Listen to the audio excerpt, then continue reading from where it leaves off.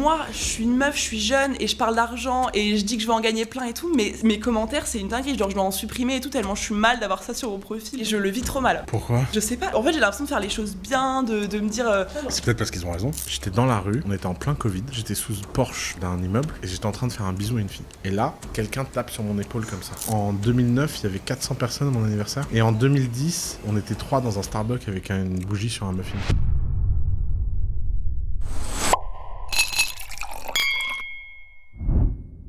Santé. Est-ce que tu veux porter un toast ? Je porte un toast à cette rencontre et à cette interview. Je suis très contente. Vraiment, je suis très heureuse. Donc, qui es-tu ? Du coup, moi, c'est Margot, j'ai 24 ans et je me suis lancée dans l'entrepreneuriat il y a 2 ans et demi maintenant. Et j'accompagne les femmes particulièrement à développer une activité en ligne. Donc, des femmes qui ont une activité, qui sont CM, qui sont graphistes, qui sont web designeuses et qui n'arrivent pas à trouver de clients sur Internet. En gros, je les aide à créer une offre, fixer des tarifs et faire leur stratégie de communication, de marketing, de vente, etc. Voilà. Comment t'as commencé ? Tu t'es levé un matin et tu t'es dit... Non, alors de base, je faisais du droit. J'ai fait 3 ans de fac de droit. Parce que ma mère, principalement, voulait que je fasse des grandes études. J'étais très bonne élève, du coup, elle voulait que je fasse des belles études. Droit, c'était stylé pour elle. Donc, je me suis laissée guider là-dedans et ça a été une catastrophe. Quoi, ta maman ? Ma mère, elle est prof. Rien à voir. Elle est prof des écoles, genre maîtresse. Et du coup, elle voulait absolument que j'ai un méga poste, que j'ai un travail prestigieux, etc. Donc, elle m'a guidée là-dedans. Et moi, ça a été une catastrophe. Mes années à la fac, j'ai détesté ce que je faisais. Je détestais l'environnement dans lequel j'étais. Le droit, c'est particulier comme sphère. T'étais dans quelle fac ? J'étais à la fac de droit de Nancy. C'est, je sais pas si tu vois, ouais, c'est une ville dans le nord-est. Là je viens de là-bas. Et ouais, une catastrophe. Je détestais l'environnement. C'était très... ça se prenait... Voilà, ça se prenait même pas pour n'importe qui. Ah ouais, même à Nancy. Je pense que le droit, c'est particulier. Ouais. Du coup, je détestais. Enfin, j'ai rien contre Nancy, mais... Non, franchement, j'ai quelque chose contre Nancy. Moi, j'ai pas trop kiffé. Je m'en suis éloignée dès que possible. Mais ouais, du coup, les 3 ans là, après, je suis partie en Australie. C'est pour ça que j'ai fait une mental breakdown de la fac et tout. Je me suis dit non. Donc, t'as fini ta licence ? J'ai fini ma licence que 3 ans. T'as validé ? Ouais, j'ai validé. Je me suis dit, bon, je me prends une petite année de césure. J'ai fait passer ça comme ça aux yeux de ma mère. Je lui ai dit, bon, je pars 1 an. T'avais besoin de l'accord de ta mère ? En vrai, j'avais besoin de lui demander de faire en sorte qu'elle soit OK, tu vois, de lui tourner le truc en mode c'est pour mon bien, c'est pour mieux reprendre les études après, etc. Genre, je l'aurais fait quoi qu'il arrive, même si elle voulait pas, mais j'avais besoin de me dire qu'elle était OK. Elle l'était pas vraiment en vrai, mais je l'ai fait quand même finalement. Et en vrai, mon voyage en Australie qui a tout changé. Tout changé. Ah ouais, vraiment. Genre, je me suis retrouvée à l'autre bout du monde, toute seule. J'ai grave commencé à réfléchir sur ma vie, sur ce que je voulais. Je me suis rendu compte que j'ai rencontré mon premier digital nomade là-bas qui, genre, il était en Australie, il faisait des sites internet. Tu as rencontré ton premier digital nomade ? Non, pas dans ce sens-là. La première personne qui m'a dit je suis digital nomade. Moi, je connaissais pas du tout le business en ligne. Et du coup, il me dit ouais, il avait 21 ans, il faisait des sites internet, il gagnait genre 3-4 000 balles par mois, il faisait le tour du monde. Et je me suis dit, mais attends, lui, il a pas fait d'études, il a mon âge, il a rien de plus que moi, tu vois. Moi aussi, je veux vivre la même vie, tu vois. Et du coup, j'ai tapé digital nomade sur Internet, j'ai regardé un petit peu tout ce qui pouvait se faire. Et de là, je suis partie en vrille, quoi. Je me suis dit, vas-y, je vais faire CM, je vais faire une formation, je vais faire un stage, machin. Et de fil en aiguille, ça a commencé comme ça, quoi. Donc, par mon voyage. D'abord CM. Ouais. Puis. Alors, d'abord CM, j'ai fait une formation qui était nulle. Tu sais, les formations un peu certifiées par l'État, un peu CPF et tout, là. Nul en marketing digital, vraiment, j'ai absolument rien appris. Mais j'ai fait un stage dans une agence de com. Et là, j'ai quand même appris pas mal de choses, gérer des comptes Instagram, etc. Du coup, je me suis dit, je voyais plein de CM sur Insta qui se développaient. Donc, je me suis dit, vas-y, je me lance en tant que CM. J'ai eu un contrat à genre 75 € par mois. Je sais pas si tu te rends compte, mais vraiment, je travaillais à perte, mais largement. Mais il y a quelqu'un qui m'a payé quand même pour ce que je faisais. Donc, je me suis dit, il y a quelque chose à creuser là. Ton premier contrat était à 75 € par mois. Et dedans, j'ai fait un aller-retour pour aller prendre des photos, des bijoux et tout pour 75 €. Bon, c'était lunaire, mais au moins, ça m'a fait me dire, j'ai ouvert ma micro-entreprise. Je me suis dit, bon, j'en ai fait un, je peux en trouver d'autres. Et ouais, ça m'a lancé là-dedans. Après, j'ai arrêté le CM rapidement, mais ça m'a lancé, quoi. Et aujourd'hui, tu fais quoi ? Aujourd'hui, j'ai un programme de formation. Formation, accompagnement. Et comment il a démarré par rapport à CM ? Par rapport à CM, en fait, j'ai commencé, j'ai très vite détesté, je me suis très vite rendu compte que faire les comptes Instagram des gens, ça me saoulait, je détestais ça. Donc tu t'es dit que t'allais amener les autres à le faire ? D'abord, je me suis dit, je vais apprendre aux gens à utiliser Instagram plutôt que de le faire. D'accord. Je me suis dit, bon, je fais pas ton compte, par contre, je peux te dire comment faire, comment utiliser Instagram, etc. Et en fait, j'ai fait ça. Ça marche pas. Ben, ça marchait pas de ouf, hein. Mais voilà, j'ai commencé comme ça, quoi. Au début, en vrai, je tâtonnais, hein. Moi, j'étais clairement, pour le coup, une imposteur au tout début, quoi. Je savais pas ce que je faisais là, mais j'y allais quand même, je lançais des trucs et tout. Et en fait, au fur et à mesure, j'ai pris en confiance et du coup, mon business à moi s'est développé. Et de plus en plus de gens me disaient, ouais, mais je sais pas quelle offre proposer, machin. Et du coup, de fil en aiguille, je me suis un peu réorientée sur le coaching, plus sur le business de la personne, toujours en individuel. Et j'ai commencé à avoir plein de clients. Donc j'ai lancé un groupe, un deuxième, un troisième, et je me suis dit, même le groupe, je peux plus le scaler, je peux plus avoir plus de monde. Donc j'ai fait un programme un peu hybride, formation, etc. Ça, je l'ai créé il y a 1 an et demi à peu près. Donc là, je suis là-dessus uniquement. Et c'est là où... Ah bah là, c'est parti hyper vite en vrai. Ouais. En vrai, c'est parti hyper vite. Le lancement, j'ai trouvé 30 clientes dès le premier mois, et puis après, ça a fait que d'augmenter. Et là, ces derniers mois, c'est en train de vraiment bien augmenter, bien scaler, quoi. Et toi, donc, tu partages tes chiffres très... Ouais, à fond. De façon très transparente, genre, t'as mais pas ouais. honte Bah en fait, non. Dès le début, genre quand j'ai gagné mes premiers 200 € par mois, je l'ai dit sur Insta. Mes premiers 2000 € par mois, je l'ai dit. Mes premiers 10 000 € par mois, je l'ai dit. Et en vrai, là, j'ai toujours tout partagé. Alors, t'en es où aujourd'hui ? Bah alors là, normalement, je vais faire 100 000 € ce mois-ci. Normalement. Ouais. Je me porte pas l'œil, mais c'est quasiment sûr en vrai. Donc, il manque combien de clients pour que tu fasses 100 000 €? Bah là, en fait, je fais des challenges tous les mois. Tous les mois, je fais un challenge gratuit où je rameute toute ma communauté Insta, LinkedIn, etc. Et en fait, à la fin du challenge, je vends mon programme avec une petite réduction. Et du coup, en règle générale, j'ai un taux de conversion de 10% à peu près. Et là, il y a 700 inscrites. Donc normalement, je vais avoir peut-être pas 70, mais 60 clientes, un truc comme ça. Donc ça fait plus de 100K, quoi. C'est combien le prix de ton programme ? 1009. D'accord. Donc voilà, c'est cool. Mais alors maintenant, je me fais beaucoup plus tailler que quand je parlais quand je faisais 10 000 € par mois et tout. Genre là maintenant, sur LinkedIn, depuis que je me suis mise sur LinkedIn et que je parle de mes chiffres, c'est une catastrophe. LinkedIn, c'est un monde de merde. Mais vraiment, moi je pensais que c'était un réseau pro, que les gens étaient un peu genre... Ils sont tous machistes. Mais de ouf. Mais alors, moi, je suis une meuf, je suis jeune et je parle d'argent et je dis que je vais en gagner plein et tout, mais mes commentaires, c'est une dinguerie. Genre, je dois en supprimer et tout, tellement je suis mal d'avoir ça sur mon profil. Genre, vraiment. T'es mal Ah ouais, à fond. Pourquoi ? Mais je le vis trop mal. Pourquoi ? Mais je sais pas. Genre, en fait, j'ai l'impression de faire les choses bien, de me dire. Enfin, je sais pas. Genre, c'est peut-être parce qu'ils ont raison. Mais non, ils ont pas raison, ils peuvent pas avoir raison. Voilà, pourquoi ça te met mal ? Mais je sais pas, mais parce que je fais les choses bien, j'ai envie de faire. Enfin, je partage pas mes chiffres pour dire ouais, regardez, je suis trop fort, genre j'explique. Ah bon ? Bah, non, pour montrer ce que je sais faire, mais aussi pour... Moi, je trouve que t'es trop forte, donc mais, je vois oui, pas pourquoi c'est gentil, mais je le fais clairement pour me donner une crédibilité, mais aussi parce que je partage comment j'y arrive, je documente tout, quelle stratégie j'utilise, comment je le fais, etc. Et en fait, eux, ils s'arrêtent vraiment à mon titre. Genre, je fais un titre un peu, vendeur. De 0 à 600 000 €. Voilà, tout à fait, par exemple. Non, mais je fais un titre vendeur, et du coup, ils lisent même pas. Genre, ils sont là en mode, toutes les mêmes. Tu réussis grâce à ton physique, tu réussis grâce à ton sourire. Si tu mettais pas de photos de toi sur les réseaux, ça marcherait pas. Menteuse, arnaque, monte tes chiffres, monte tes bilans, fais ci, fais ça. Enfin, classique, quoi. Mais c'est une rafale à chaque fois. Il y a une fois où j'ai eu le malheur. Je connaissais pas le monde de LinkedIn. Pour moi, sur Insta, tu sais, c'est un peu les bisounours. Pour moi, Insta, depuis 2 ans et demi, c'est les bisounours. Et j'arrive sur LinkedIn... Insta, c'est beaucoup moins violent que LinkedIn, hein. Mais largement. Mais moi, j'ai déjà eu des tout petits commentaires, mais jamais des rafales. Ouais. Vraiment, c'est hyper bienveillant, Insta. Ouais. Et LinkedIn, j'ai eu le malheur de mettre une photo, pas en maillot de bain. J'étais dans une piscine, l'eau m'arrivait à là, on ne voyait rien. Littéralement rien, mais et j'ai eu le malheur d'associer ça à genre j'ai fait 10 000 € en une journée, un truc comme ça, mais genre je me suis fait, mais moi j'étais innocente, c'était mon premier bad buzz, j'étais innocente, je me suis dit je poste ça tranquille, il va rien se passer. Le lendemain matin je me réveille, mais genre 200 commentaires, des gens qui se répondent, ultra violents, je l'ai hyper mal vécu.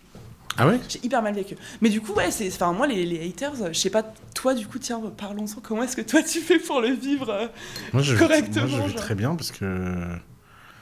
d'abord, faut que tu les remercies, parce qu'ils vont faire exploser ton business. 200 commentaires, t'imagines le reach que t'as sur LinkedIn ? J'ai pris, 1000 abonnés quasiment en 10 même pas 10 jours. Alors, tu prends 1000 abonnés en 10 jours et tu le vis mal ? Mais je le vis hyper mal, parce qu'il parlait à moi. Genre, tu sais, il était dans les commentaires en mode, t'as vu celle-là et tout, il se répondait. Genre, je l'ai vraiment pris personnellement, tu vois. Je comprends. Dur. Mais tu vois, pour moi, t'es un mystère. C'est un mystère pour moi. Ouais. Moi, c'est plutôt toi qui es un mystère. Pour plein de gens, je pense que c'est plutôt toi le mystère, mais... Mais non, mais c'est pas normal, vous pouvez pas... Regarde, on est là tous les deux à parler. Il y a un mec bourré qui rentre là. Ouais. Il ouvre la porte, il fait sale pute. Tu le prends comment? Je vais pas le prendre personnellement là pour le coup, j'avoue. Pourquoi? Mais parce que. Je sais pas. Tu vois bien quand même le mec sur LinkedIn, c'est un mec bourré qui ouvre la porte. Ah ouais, je sais pas. Je sais pas, j'ai l'impression que c'est des mecs. Ouais, non, j'avoue. C'est la même, hein. Ouais, j'avoue. C'est les mêmes mecs. C'est juste qu'ils sont tous au même endroit, au même moment. Ouais, mais c'est parce que là, il répond à ce que je dis. Genre, c'est pas un mec qui me connaît pas de nulle part. Il y a un mec on est à un café tous les deux en train de parler. Il y a un mec de la table d'à côté qui se tourne et qui fait t'es vraiment qu'une sale menteuse. C'est pas possible qu'une meuf comme toi fasse autant d'argent. Je le prends mal, je crois. Ah bon? Ouais, je le prends mal. Mais tu le connais même pas? Ouais, je sais. C'est gratuit. Mais je suis en mode, mais si, c'est vrai, je dis la vérité, croyez-moi. Genre, j'aurais envie que les gens ils me croient, tu vois. Alors, je crois que j'ai une explication. Vas-y. Quand les gens ils font des compliments Ouais. et qu'ils disent que ce que tu fais c'est génial. J'adore. Ah. J'adore, vraiment, oui. C'est dangereux ça, tu sais. Ouais. Ça, c'est pas bon ça. Ah ouais? Faudrait que tu regardes le documentaire de Taylor Swift.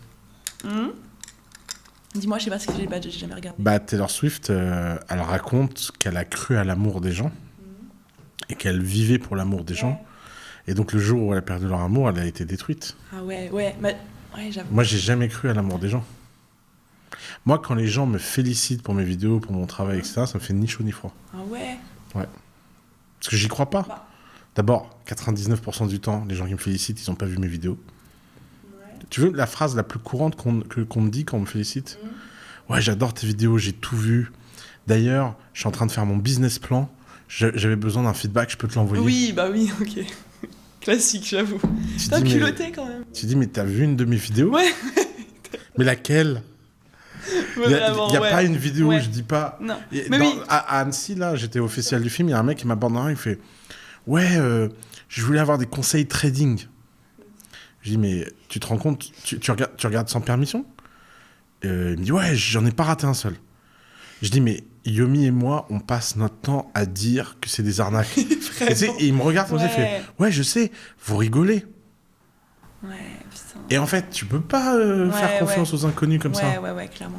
Donc toi, tu dis, t'as aucun... Enfin, comment dire, les compliments des gens, l'amour des gens, les vagues de... Tu t'immunises de ça, tu ne peux pas travailler pour ça. Ouais. Tu dois travailler pour toi. Une bonne œuvre, elle est masturbatoire. C'est-à-dire que tu le fais pour te faire plaisir. Ouais. Donc toi, tu dis... Ouais, mais... Moi, quand je fais des vidéos, c'est une masturbation. Mais c'est publique. pas, tu le fais pas pour, enfin genre tu sais pour te dire les gens qui vont le regarder, ils vont réussir à construire quelque chose de leur vie. Et tout. Ah ouais. Non, moi je le fais pour apprendre des choses. Ok. Moi, j'interviewe des gens, pas parce que je me dis que le public va trouver quelque chose d'intéressant. J'interviewe des gens pour me dire, je vais apprendre plein de trucs en interrogeant des gens. Ok. Moi, je pense que je fais tout pour, je sais, mais ça, que les gens soient contents. Je te le garantis, c'est le chemin vers la catastrophe. Il faut que tu apprennes à prendre du plaisir. En fait, quand bien même tu aurais 0 personne qui regarde ta vidéo, etc., tu devrais prendre le même plaisir. Ouais. Parce que sinon, tu es dans la validation, et la validation, tu vois bien le gouffre que c'est. Ouais. Oui, quand les gens sont contents, je suis trop contente. Et en plus, comment tu veux passer des stades après? Mais tu sais que je pense que ça me bloque. Hein. Je pense que justement, tu vois, par exemple, quand je vais faire un contenu sur LinkedIn, par exemple, je sais que je me suis déjà fait tailler, donc chaque phrase, je vais me dire, ok, est-ce que je la tourne comme ça pour être... Enfin, genre, est-ce que ça va bien interprété? Est-ce que je rajouterai pas cette petite phrase-là pour faire un petit disclaimer, pour être sûr que les gens là, ils croient pas ça? C'est pour ça que tu deviens chiante. C'est pour ça que je deviens chiante, c'est un peu ça. Tu imagines que tu vas perdre ta spontanéité. Mais oui, mais je la perds de ouf, hein. Genre, en fait, je mets tout le temps 1000 nuances dans ce que je veux dire pour être sûr de pas blesser quelqu'un ou alors me dire qu'on pourrait dire ça de moi, etc. Je pense que ça me bloque de ouf. Genre moi, en plus, un de mes objectifs, c'est vraiment de devenir plus visible, qu'on me voit plus, etc. Mais... d'un autre côté, je sais que j'évite à tout prix le buzz pour parce que je sais que c'est associé à une grande partie de gens qui vont pas m'aimer, tu vois. Et alors comment tu vas faire? Je sais pas, je pense que je vais le faire quand même. Hein. Faut que j'apprenne à le faire quand même. C'est quand même plus important pour moi d'être visible de ouf plutôt que me retenir pour les gens. Et comment tu peux faire pour te couper de l'amour des gens? Mais je sais pas, mais j'ai pas envie. Mais en tu vrai, dois. Ouais. Mais t'imagines comme c'est toxique. Tu donnes à des inconnus le pouvoir de définir ta valeur. Ouais. Qu'est-ce que tu veux faire de plus toxique dans la vie? C'est vrai. En fait, tu dois avoir des gens proches, tu dois avoir des gens qui, dans ton entourage, définissent ta valeur, et c'est ces gens-là qui doivent être ton guide. Ouais, et des gens qui c'est un savent amour différent, tu vois, mais genre je me dis, tu sais, je sais pas, genre je me couche le soir et je me dis, grâce à, entre guillemets, c'est un peu prétentieux, mais genre grâce à moi, il y a des meufs qui vont se réveiller le matin, qui vont être déter, qui vont prendre confiance en elles et qui vont réussir à lancer un bise. C'est pas pour ça que c'est tes potes, c'est pas pour ça qu'elles vont t'aimer. Ouais. Tu leur rends un service, Ouais. c'est bien, Ouais. c'est fort, te donne de l'argent, la transaction, elle est, Oui. elle est valable, Oui. mais tu dois voir ça comme vendre quelque chose et apporter de la valeur pour ce que tu vends. Et le transfert de valeur, c'est pas un transfert d'amour, c'est pas un transfert de reconnaissance, c'est pas un transfert d'empathie, c'est un transfert d'argent. Ça coûte 1 900 €, tu offres un max de valeur en échange de ça, et le kiff que tu dois prendre, c'est sur les 1 900 €. Pas sur le petit message qu'elles te font. Parce qu'en plus, si tu crois à ce petit message... J'y crois bien. Bah ouais, mais pourtant, il y a combien de pourcents des gens qui font ta formation qui la regardent vraiment? Oh non, elle la regarde, elle. Je sais pas. Non, elle la Tu vois, regarde. je suis sûr que tu l'as jamais mesuré ça. Bah, j'ai jamais regardé exactement qui allait au bout, tu vois. C'est vrai. C'est vrai que c'est Bah intéressant. tiens, commence à regarder cette stat, on rigole. Ouais. Tu sais très bien que la majorité des gens qui font ta formation ne feront jamais rien. Ouais, non, je pense pas. Je pense qu'ils feront. Ah ouais? Ouais. C'est parce que tu mesures pas. Je Tu peux pas devenir la première formation de l'histoire où les gens font quelque chose. Si, je pense. Ouais. Je pense que je peux. T'es dans l'illusion complète. Non, je pense que je peux. Je pense que je peux parce que vas-y, je mets en place plein de trucs. Genre, elles ont des meufs Mais qui les même. coachent, des gens qui. Tu vois, par exemple, un truc tout con, mais genre toutes les 3 semaines. Tu vas dire que c'est rien, mais genre, toutes les 3 semaines, celle qui s'occupe en gros du suivi des clients, quand quelqu'un s'est pas connecté depuis plus de 3 semaines à la plateforme de formation, la meuf reçoit une notification, et genre elle envoie un petit message, bon alors t'en es où, qu'est-ce qui se passe, est-ce que ça va, t'as besoin d'aide, etc. Et bah, des fois ça marche pas, mais des fois il y a des meufs qui disent bah ouais, j'en suis là, mais je bloque là-dessus, j'ai peur et tout. Comment t'expliques que tu ne saches pas précisément si ça marche ou si ça marche pas? De quoi si ça me... Bah, en fait, toi tu dis au bout de 3 semaines, j'y relance. Ouais. Très bien. Et je pense que tu as raison de faire ça. Ça fait partie du transfert de valeur. Mais il y a une différence entre une obligation de moyens et une obligation de résultat. Ah oui. Or, aujourd'hui, tu n'as aucune idée du résultat réel. Et pourquoi, après 1 an d'activité, tu n'as aucune idée de ça, à part la peur de le mesurer et de t'en rendre compte, avec le gouffre que ça va représenter. Parce que pour connaître à peu près toutes les formations du marché, y compris Business Pro, c'est normal d'avoir une courbe. Merci. C'est normal d'avoir une courbe où tu bois pas vite. Hein. Ouais, j'avoue, je parle. D'avoir une courbe où c'est toujours comme ça. Tu as 1% des gens qui sont exceptionnels. Tu as 9% des gens qui sont transformatifs. Tu as 30% des gens qui sont neutres. Et tu as 60% des gens qui, à un moment ou à un donné, abandonnent parce qu'en faisant la formation, ils découvrent que finalement, ils sont pas faits pour ça, ils n'avaient pas envie de ça. Et les échecs dans les formations font partie d'un process où tu découvres des choses. C'est pas un mauvais résultat. Moi, je reçois des messages des fois de gens qui disent « Je viens de finir la vidéo Business Pro. En fait, j'ai compris que jamais de la vie, je vais réussir à faire une start-up. » Ok. C'est une réussite. Ouais. Oui, il a les compris mecs, quelque chose. pour un peu d'argent, il vient d'économiser 10 ans de sa vie. Oui, clairement. Je vais pas voir ça comme un échec, mais le fait que nous, on le mesure et le fait qu'on sache qui exactement quoi et qu'on essaye justement d'augmenter, parce que ce que tu mesures s'améliore. Mais toi, tu prends le kiff, tu prends les feedbacks, tu prends ce qu'on appelle des vanity métriques. J'avoue. Et les vanity métriques, elles n'aident pas à avancer plus vite. Ouais, clairement. Mais tu penses que du coup, toutes les formations, enfin genre, il y a rien à faire, genre c'est les gens qui, il y a une partie de gens qui... La nature humaine, c'est la nature humaine. Tu peux pas... Après, que tu mettes en place des moyens pour toujours aller plus... Oui, essayer de faire plus, Ça, c'est sain. Oui. De la même façon que Yomi, tous les mois, il se pose la question comment on peut faire plus. Mais c'est parce qu'on le mesure qu'on sait qu'on peut faire plus. Oui, clairement. Non, mais je vais mettre le nez dedans, j'avoue, clairement. Et ça t'aidera à mieux supporter tes haters. Parce qu'en fait, tu comprendras que tes haters et tes lovers, c'est les mêmes, en fait. Ouais. C'est-à-dire c'est-à-dire que les gens qui te disent tu es Nefertiti, déesse qui a changé ma vie. Oui. Et le mec, il dit t'es une poufiasse et machin. Ils sont dans le même camp. Ils sont dans l'excès. Et les extrêmes, tu vois, où qu'ils soient, ils finissent par se rejoindre. Ouais, clairement. C'est pour ça que les gens d'extrême gauche, ils sont plus amis avec les gens d'extrême droite que n'importe quelle autre catégorie d'influenceurs. C'est très parce vrai. qu'ils veulent juste être extrêmes. C'est très vrai. Et en fait, c'est pour ça que ces gens-là, il faut les ignorer. Et de la même façon, tu vois, moi j'ai des phénomènes de fans vraiment flippants. Moi, j'ai des gens qui font des trucs vraiment flippants. Et en fait, ces gens-là, je mets une muraille d'inaccessibilité et de neutralité. Jamais de la vie, je vais entretenir ça. plus ils me font des compliments, plus ils me flattent, plus machin, et plus je me ferme. Parce que sinon, je vais finir par y croire. Et si tu commences à croire ça, et bah quand t'as les messages inverses, t'y crois encore plus. Bah ouais, c'est ça. Je pense que c'est le problème d'énormément de gens. En fait, moi, je me rends compte qu'il y a très peu de gens, je pense, qui sont comme toi et qui arrivent à se détacher de l'amour des feedbacks de leur communauté. Je pense que tous les gens qui, à un moment donné, sont soumis à une très, très, très grosse pression d'une très grosse audience, si ils ne font pas ma méthode, ils finissent dépressifs et détruits. Et c'est pas pour rien que les acteurs, les chanteurs, les sportifs de haut niveau finissent très, très souvent détruits. Parce que c'est toxique. Ouais, clairement. C'est très, très, très toxique. Il faut se blinder. Et tu peux pas te blinder que dans un sens. Oui. Bah oui, non, ça c'est clair. Ça, je le vois bien, clairement. Et toi, t'as senti une différence, là, tu dirais, depuis TikTok, enfin, depuis ces dernières années, là, sur les retours que t'as, bons comme moi, j'ai changé plusieurs fois de public. Il y a un public que j'ai choisi, il y a un public que j'ai pas choisi. Et c'est vrai que j'ai boudé. Le public TikTok, tu l'as boudé, ouais. Je comprends de ouf, je comprends. Boudé. Et d'ailleurs, c'est marrant parce que moi, c'est le karma qui m'a donné une bonne leçon. La leçon la plus structurante que j'ai donnée aux entrepreneurs, c'est de ne jamais faire de déni de réalité. Que quand quelque chose est réel, que tu l'aimes ou que tu l'aimes pas, tu l'acceptes. Il est là. Et moi, je peux te raconter le jour où j'ai compris que mon public avait changé. J'étais dans la rue, on était en plein Covid.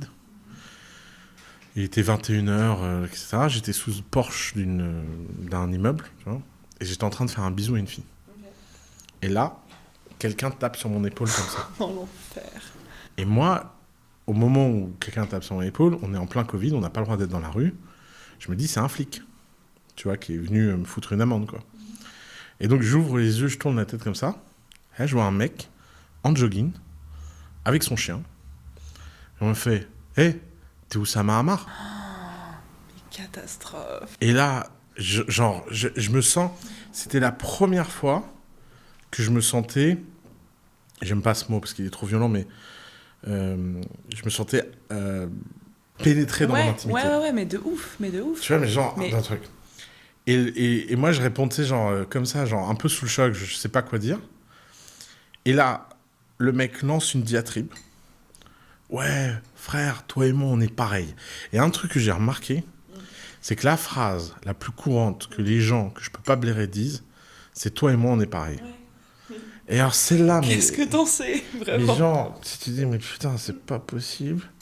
Et donc, ils disent ça, et la fille qui est avec moi fusionne avec la porte tellement elle disparaît. Parce que le mec l'ignore, mais vraiment, elle fusionne avec la porte. Genre, la porte, elles, ne sont plus qu'une seule entité. Et le mec commence un monologue de 10 minutes. Au bout de 10 minutes, il s'arrête. Il prend son téléphone comme ça. Le selfie. Il fait un selfie. Et il fait, ouais, continue, hein. Et il se barre. L'enfer. Je rentre chez moi. Et je suis pas bien, tu vois. Et à l'époque, je vivais avec mes neveux. Et je dis à mon neveu, c'est vachement bizarre ce qui vient de se passer. Le mec m'a dit qu'il adore mes contenus sur TikTok. Et je dis à mes neveux, mais j'ai pas de compte TikTok. Mon neveu, il me fait, mais tu rigoles ? T'étais pas sur TikTok au moment-là ? Tu consommais pas, tu regardais pas ? Non, il me dit, mais tu rigoles ? T'es partout sur TikTok. Je dis, quoi ? Et là, j'ouvre TikTok, je tape hashtag Oussama Ammar, et je me vois, mais genre des milliers de fois. Et j'étais là, mais qu'est-ce que c'est cette histoire ? Et en fait, la bonne attitude que j'aurais dû avoir à l'époque, et ça, c'est vraiment une erreur de ma part, c'est que j'aurais dû me dire, ok, ce public est là, c'est un public totalement nouveau, avec des besoins nouveaux, très loin de mon public habituel. Qu'est-ce que je peux leur apporter qui a de la valeur contre de l'argent pour que ce transfert se rééquilibre ? Pour qu'on revienne à un équilibre de relation. Au lieu de ça, j'ai boudé en disant ça va disparaître, ça va passer. Et en fait, quand c'est pas toi qui raconte ton histoire, quelqu'un la raconte pour toi. Ouais. Et ça a donné, oui, tu vois, ça n'a fait que monter, jusqu'au moment où ça a explosé et j'ai fini par créer un compte TikTok. C'est que moi, mon compte TikTok... TikTok... T'as un compte TikTok là ? Maintenant, j'ai un compte TikTok. Okay. Depuis combien de temps ? Je l'ai ouvert au Bad Buzz là, en janvier. Quoi. Ouais, ok. T'as dû reprendre en main le truc, quoi. Ouais, ça partait trop en vrille, bah oui, clairement. Et tu vois, maintenant, mon obsession là pour l'année prochaine, c'est de réfléchir à d'autres moyens de monétiser cette communauté Pour que quand je vois un mec dans la rue qui me fait « Eh frérot, t'as pas un moyen de devenir riche ?» Ouais, si, tiens. Et ben je me dise « Non, mais peut-être pas, tiens, machin. » Mais je me dise « Non, mais par contre, j'ai un moyen d'avoir une relation avec toi que j'apprécie. » quoi. T'as une idée déjà de ce que ça pourrait être? Genre une petite formation, un truc comme ça? Non, formation, je pense que je vais pas faire mieux que Business Pro. Ouais. Et je pense que je peux pas faire moi-même mieux que ce que Yomi fait. Ouais. Donc je suis content de travailler avec Yomi. Mais par contre, je réfléchis à lancer des marques consumer. Et par exemple, je réfléchis à lancer un kebab sur Deliveroo, shawarmousse, mais non, avec sauce yakuza. non, pas mal, putain, pas mal. Ah, bête d'idée. Tu vois? Rien à voir, putain. T'aimes bien lancer des trucs un peu différents, genre rien à voir, ouais. J'aime bien être toujours là où on m'attend pas. Ouais. Ça, Ce serait très drôle, le kebab. Plaisir de la vie. Le petit kebab, vraiment pas mal. C'est pas mal, hein. Vraiment pas mal. Ouais. Putain, ok. Bah, cool. Ouais, les rageux de TikTok, quoi. TikTok, ça a changé ta life. Ça a changé ma life, ouais. Et ouais. Enfin, genre... En pire, parce que justement, je l'ai pas pris en main. Ouais. Et depuis que je l'ai pris en main, c'est neutre. Ça va mieux, là, ouais. Ouais, c'est neutre. Ouais. Ça te fait quand même... Enfin, t'as jamais été aussi connu, aussi visible. Ouais, mais quand t'as rien à vendre, ça sert à rien. Oui, c'est vrai. C'est la visibilité. Oui, pour la visibilité, il faut être complètement con quand même. Oui. Faut être vraiment bas. Parce qu'en fait, les gens, ils se rendent pas compte. Tu vois, ils se disent « Ah, c'est trop bien, les gens te reconnaissent dans la rue. » Mais mes frères, quand tu te fais reconnaître 200 fois sur 20 mètres et que t'arrives pas à avancer, tu t'as pas envie de ça. Sauf si c'est un public qui paie. Moi, je respecte beaucoup l'argent. Je pense que les gens qui font... Autant, tu vois, que ce soit mes haters ou mes lovers, je les respecte à partir du moment où on a une relation saine. Et je pense qu'une relation saine, c'est une relation dans laquelle la valeur est équivalente. Je t'apporte quelque chose, tu m'apportes de l'argent, bon, je comprends. Ça, je peux vivre avec ça. Mais là, je t'apporte rien, enfin, tu prends du contenu comme ça, sorti de son contexte, et de l'autre côté, ça t'amène à pas me rapporter quoi que ce soit d'autre à part des emmerdes. Oui, c'est vrai. C'est vrai que c'était très unilatéral. C'était très unilatéral, les relations très toxiques. Quoi, oui, vraiment. Oui, c'est vrai. On va rééquilibrer ça. Ouais, clairement. Trop cool. Petit kebab. Les prochaines petits kebabs. Très bien. Petit shawarma, ouais. Très bon d'ailleurs, shawarma. On va voir si on fait ça, mais ou un équivalent. J'avais pensé à lancer une marque d'eau minérale qui s'appellerait Eau douce. C'est très jeu de mots, oui, je vois. Pas mal. Ce qui est important, c'est le jeu de mots, quoi, là. De toute façon, tu veux vendre Ous. Ah bah tu veux vendre la marque. Oui. Donc il faut que je trouve un truc autour de ma gueule ou autour des mythes qui sont le plus répétés sur moi. Ce serait très drôle. Il faut rentrer dans des logiques où... Et notamment, une autre idée que j'ai, si je me dis, c'est peut-être le moment ou jamais de me lancer dans le stand-up. Ok. Pourquoi pas ? Ouais. Moi, j'ai toujours aimé faire le con sur scène. Ça fait longtemps que j'ai pas été sur scène. Mais tu vois, je me dis, voilà, là, j'ai un public qui peut rigoler à des blagues. Je peux faire un spectacle mi-drôle, mi-sérieux. Tu vois, quelque chose un peu hybride. Destiné quand même aux entrepreneurs, tu dirais ? Enfin, ou l'entrepreneuriat en général. Destiné aux gens entreprenants. Ouais, oui. Parce que mon public TikTok, il est entrepreneur, en fait. Oui, bien sûr. Ils sont tous déter, ils ont tous envie de changer de vie, ils sont juste complètement perdus et matrixés, tu vois. Mais en fait, ça peut être une occasion de leur donner envie de faire des choses un peu différentes. Clairement. Donc, tu vois, et c'est fou. À partir du moment où tu te mets dans le bon état d'esprit et que tu arrêtes de bouder. Parce que moi, le moment où j'ai arrêté de bouder, c'est au moment où le bad buzz est vraiment devenu fou. Ouais. Et Yomi s'est assis à côté de moi, il m'a fait, vas-y, il faut qu'on fasse quelque chose là, c'est pas possible. Et je lui ai dit, ouais, je sais. Et vraiment, c'est Yomi qui m'a aidé à sortir de ma bouderie. Ok, c'est à reprendre le contrôle là. Non, mais parce qu'en fait, pour moi, c'était tout ce que je voulais pas en fait. Il y a un moment, je me disais, mais attends, moi j'ai fait des vidéos de 2 heures sur YouTube pour aider des gens à créer des licornes. J'ai jamais en 30 secondes pour un j'ai jamais voulu donner des conseils à Jojo de Clodo, quoi. Oui.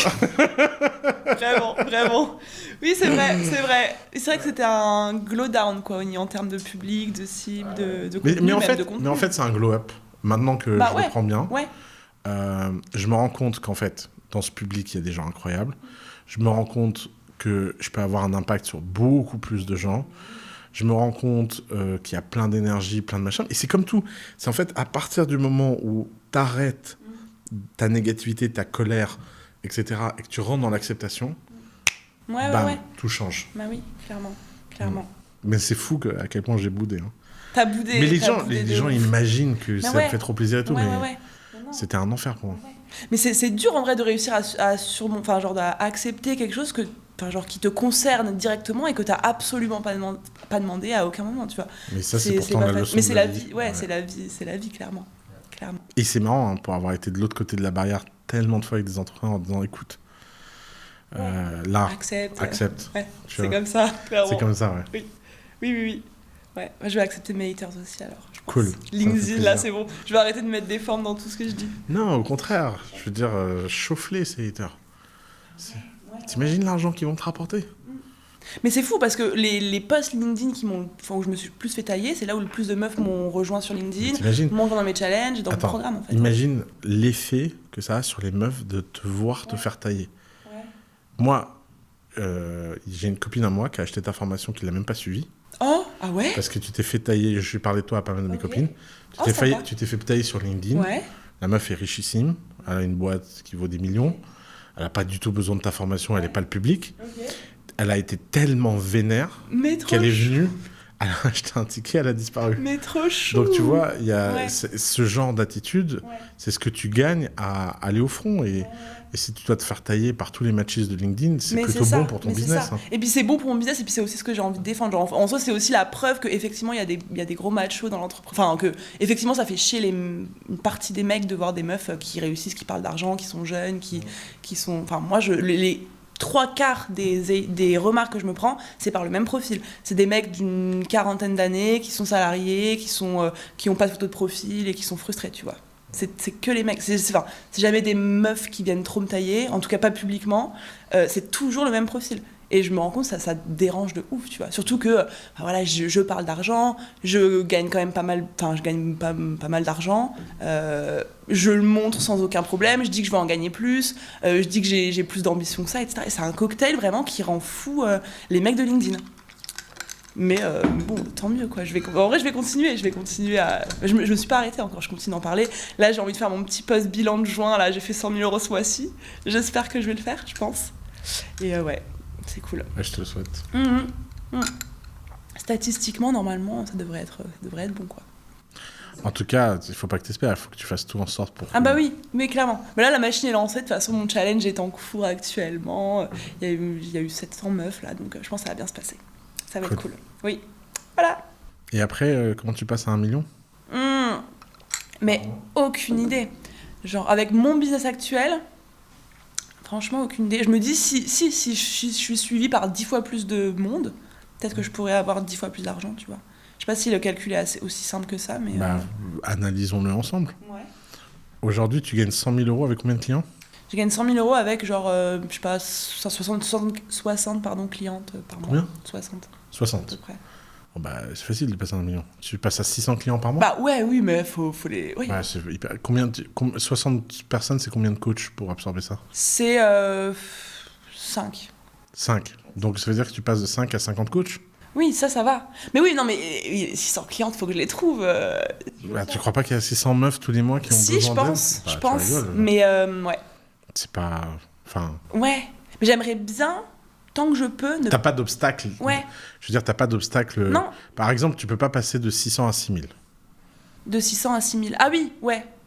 C'est-à-dire que je pense que le cap de ton business, c'est le million par mois. Ah oui. Tu penses que, oui, je peux aller au million par mois. De toute façon, c'est le seuil où sont tous les gens au top dans ce domaine. C'est vrai. Dans la francophonie, c'est 10 millions par an. Ouais. À partir de 10 millions par an, il faut que tu changes d'écosystème pour aller plus loin. Il faut que tu trouves d'autres gens de ton niveau qui font la même chose, machin. Mais c'est un autre jeu. Mais par contre, il n'y a aucun obstacle structurel de maintenant. Et tu penses que je peux le faire sans pub, par exemple ? Genre les 600 parce que là, pourquoi tu veux faire sans pub ? Alors, parce que pour l'instant, après, je pense que je l'ai mal fait, tu vois. Mais j'ai fait pas mal de pubs et à chaque fois, c'était une catastrophe en termes de... Ah oui, mais alors ça, il faut faire attention. Je l'ai mal fait, je pense. Mais je pense. Par définition, c'est sûr que tu l'as mal fait. En fait, mais je sais très bien. En fait, j'ai fait 3 fois l'erreur. Donc 3 fois, je fais confiance au même genre d'agence. Moi, c'est facile, je suis hyper naïve en vrai comme meuf. Des 3 mecs à chaque fois qui viennent me voir en mode on va passer à 100K par mois avec notre stratégie, machin. 3 fois, je tombe dans le panneau, je les paye, mais j'ai perdu, je pense 30 000 balles au moins, tu vois, 30-40 000 balles entre les agences, la pub, etc. À chaque fois, je leur dis ouais, moi ma cible elle est comme ci, elle est comme ça, les stratégies trop pushy, ça va, enfin genre je leur explique un peu comment ma cible est, etc. Chaque fois 3 fois la même méthode, le même webinaire, le même script, les mêmes mails, et à chaque fois ça n'a pas marché, mais des vrais flops. Genre je faisais mais genre 10 fois plus d'argent à chaque fois que quand je fais pas de pub que quand j'en fais. Du coup ça m'a terrorisé de la pub, tu vois. Je me dis j'ai tellement jeté par les fenêtres. C'est marrant, tu fais un truc qui s'appelle le surapprentissage. C'est que tu confonds la cause et la conséquence. Ouais. La cause, c'est pas que t'as fait de la pub. C'est que j'ai mal fait de la pub. C'est pire. C'est que quand tu fais pas de pub, c'est toi qui es en contrôle. Quand tu fais de la pub, c'est plus toi qui es en contrôle. Donc ce que tu aurais dû retenir comme leçon, oui, j'avoue, c'est que quand tu owns pas ta formation et ta communauté, les gens extérieurs n'arrivent pas à te vendre. Mais au lieu de ça, tu owns le fait que le canal pub, c'est eux. Non, mais c'est vrai. Et le canal organique, c'est toi. Donc on va jouer à un jeu. Oui. Tu vas apprendre à faire de la pub toi-même. Ok. Moi-même, apprendre. Tu savais rien faire de ce que tu fais aujourd'hui il y a un an. Ouais, non, c'est vrai. Alors pourquoi t'apprendrais pas ça ? Il faut jamais donner à son futur soi l'opportunité d'être défoncé par son soi présent. Il n'y a aucune raison que tu ne deviennes pas une experte en pub. Enfin, c'est pas compliqué quand même comme sujet. Tu crois que je dois apprendre à le faire moi ? Bien sûr. Tu vois bien que c'est ça qui marche pas. Tu vois bien, en fait, regarde, tu es la caractéristique même de ce qu'on appelle une relation intime. C'est-à-dire que tu es tellement intime avec ta communauté que tu comprends des choses que tu n'arrives pas à expliquer. Je l'ai vécu récemment avec un mec qui m'envoie une vidéo qui a pas marché de moi sur YouTube. Il a une chaîne, il lance sa chaîne, il fait une vidéo de moi, il fait 3000 vues. Ok. Ça n'existe pas des vidéos de moi 3000 vues. Ouais, vraiment. Il m'envoie la vidéo, je change le titre, il fait 100 000 vues. Putain, oui. Et il me dit, mais c'est quoi ? Qu'est-ce que tu as mis dans le titre ? Et en fait, le truc, c'est que j'ai dans le cerveau des choses que je connais sur ma communauté que je ne peux pas verbaliser. Mais quand mes doigts tapent, il y a quelque chose de magique qui se tape. Ça, ce savoir-là, c'est un savoir ésotérique, c'est le savoir que tu ne peux jamais déléguer. Et donc, c'est pour ça que ce qui est intéressant, c'est de savoir si là, aujourd'hui, tu as besoin de déléguer ou pas. La pub, tu n'as pas besoin de déléguer, c'est le truc qui scale le mieux au monde. C'est juste une source d'acquisition plus rapide de gens. Ouais, carrément. Donc, il n'y a pas de... Et d'ailleurs, la meilleure pub, c'est le retargeting. Dans un cas des gens qui sont déjà dans mon audience, qui ont juste besoin d'un petit coup de boost, carrément. Je pense que si je le faisais moi, ça pourrait marcher. En fait, je pense qu'il n'y a pas d'autre. C'est pour ça que j'ai déjà essayé de déléguer mes contenus, Insta, LinkedIn, et à chaque fois que je délègue mes contenus, c'est une catastrophe. Alors là, je fais tout, et tout le monde me dit ouais, mais prends un ghostwriter, prends ci, prends ça. Mais genre dès que je délègue mes contenus, c'est pareil, ça ne marche pas. Aucun ghostwriter au monde ne pourra jamais résoudre ton problème. Bah ouais, non, je pense pas, non. Mais encore une fois, ce que tu dois déléguer, c'est tout le reste. Ouais. Il y a pas de parce qu'en fait, tu vois bien que ce qui est incroyable, c'est que créer un poste pour 1000 personnes, 10 000 personnes ou 100 000 personnes, c'est le même travail. Ouais, carrément. T'as pas besoin de le déléguer. Par contre, accompagner en coaching individuel, clairement. Ça, t'as besoin de déléguer. Et tu vois bien que ça, t'as pas de problème à déléguer. Non, pas du tout, clairement. Ouais, c'est ça. Mais ouais, j'avoue que j'ai repris la main sur tous mes contenus là il y a 5-6 mois. By the way, de toute évidence, tu écoutes des gens qui n'ont jamais créé de business. Ah ouais. Celui qui t'a dit de prendre un ghostwriter, qu'est-ce qu'il fait dans la vie ? Oui, non, c'est vrai. Pas un business. Ouais. Encore un Jojo Clodo qui croit savoir comment aider les autres à réussir. Mais non, mais c'est ça. Mais parce que en fait, ça choque les gens quand je leur dis, dans la... Ouais, pas forcément des gens qui ont grave réussi dans le business, mais en règle générale, quand je dis que je fais tous mes contenus, Insta, LinkedIn, que je fais tout moi, ça les choque, genre en mode mais qu'est-ce que t'attends pour déléguer il faut, ils voient trop en mode tu utilises du temps, du coup genre du temps que tu pourrais déléguer facilement pour se concentrer sur autre chose. Qu'encore une fois, ils ont pas compris où était la valeur de ton business. Mais c'est ça. Et encore, ils ont pas compris que ça scalait. Ouais. Il n'y a rien de mal à pas déléguer des choses qui scalent à l'infini, je veux dire... Mais en fait, moi, c'est ça. Tout mon business repose sur le lien que j'ai avec ma communauté et le contenu que je crée pour elle, tu vois, donc, clairement. tu dois faire ça et déléguer tout le reste. Ouais, c'est ça. Alors que tout le monde te dit de faire le reste et de déléguer ça. Ouais. Mais c'est ouf, le nombre de fois où on m'a dit mais pourquoi tu prends pas quelqu'un ? Pourquoi tu prends pas un ghostwriter ? Pourquoi tu prends pas une CM ? Enfin, non, moi, je garde mes contenus. Et maintenant, ça, j'ai compris, tu vois. Mais c'est vrai que c'était dur au début de savoir, genre justement, quand t'entends tellement de gens qui te disent ouais, quand tu passes un niveau, faut que tu délègues, il faut que tu, dès que, comment dire, quelqu'un est plus expert que toi sur quelque chose, faut lui déléguer, faut lui donner la main, etc. Mais du coup, tu te laisses facilement. Qui peut être plus expert que toi sur l'intimité avec ta communauté ? Bah ouais, non, là pour le coup, maintenant j'ai compris, tu vois, maintenant personne. C'est pour ça que je laisse plus personne créer un contenu, genre c'est impossible. Tu vois, Alex Hormozy, c'est un bon exemple pour toi. Ouais. Bah oui. C'est lui qui fait tous ses contenus, tu penses? Bien C'est sûr. sûr. Hein. Ouais, Comment ça, tu penses? T'as vu ses contenus? Ouais. Comment oui, tu veux clairement. déléguer ça? Oui, clairement. Impossible. C'est impossible. Après, il faudra un deuxième lui, tu vois. Je pense qu'il a maintenant des gens très très très forts en scripting, etc. Qui ont bien compris son style et qui doivent lui mâcher du travail en amont. Oui. Mais en fait, c'est lui qui passe le travail mâché en amont dans sa machine à lui. Ouais, c'est obligé. Ouais. Mais tu vois, tu penses que les gens qui ont un fort personal branding, ils font eux-mêmes leur contenu. Genre, tu penses que c'est lié... Je connais personne qui a un fort personal branding qui fait pas ses contenus lui-même. Ouais, c'est sûr. Tous les gens qui passent par des ghostwriters, etc., plafonnent. Ouais. Après, par exemple, il y a des gens qui sont nuls en personal branding, ils passent par un ghostwriter parce que le mec fait mieux que ce qu'eux feraient de toute façon. Et de toute façon, ils ne sont pas en train de devenir des stars. Ils sont juste en train de créer une opportunité business, un peu de valeur. Oui. Ouais. C'est du bonus pour eux. Mais ça sert à ça, un ghostwriter. C'est comme si moi, j'avais un ghostwriter. Oui, ça clairement. n'a aucun sens. Non, clairement. Les gens voient bien que mes contenus... tu vois, il y a un espèce de ton... tu peux pas. Mais oui. Clairement. Et c'est clairement pour ça qu'ils te suivent et personne ne pourrait le reproduire. Non, vraiment. Ouais. Donc non, je garde mes contenus. Et il n'y a aucune activité à un leverage aussi fort que le contenu personnel. Ouais.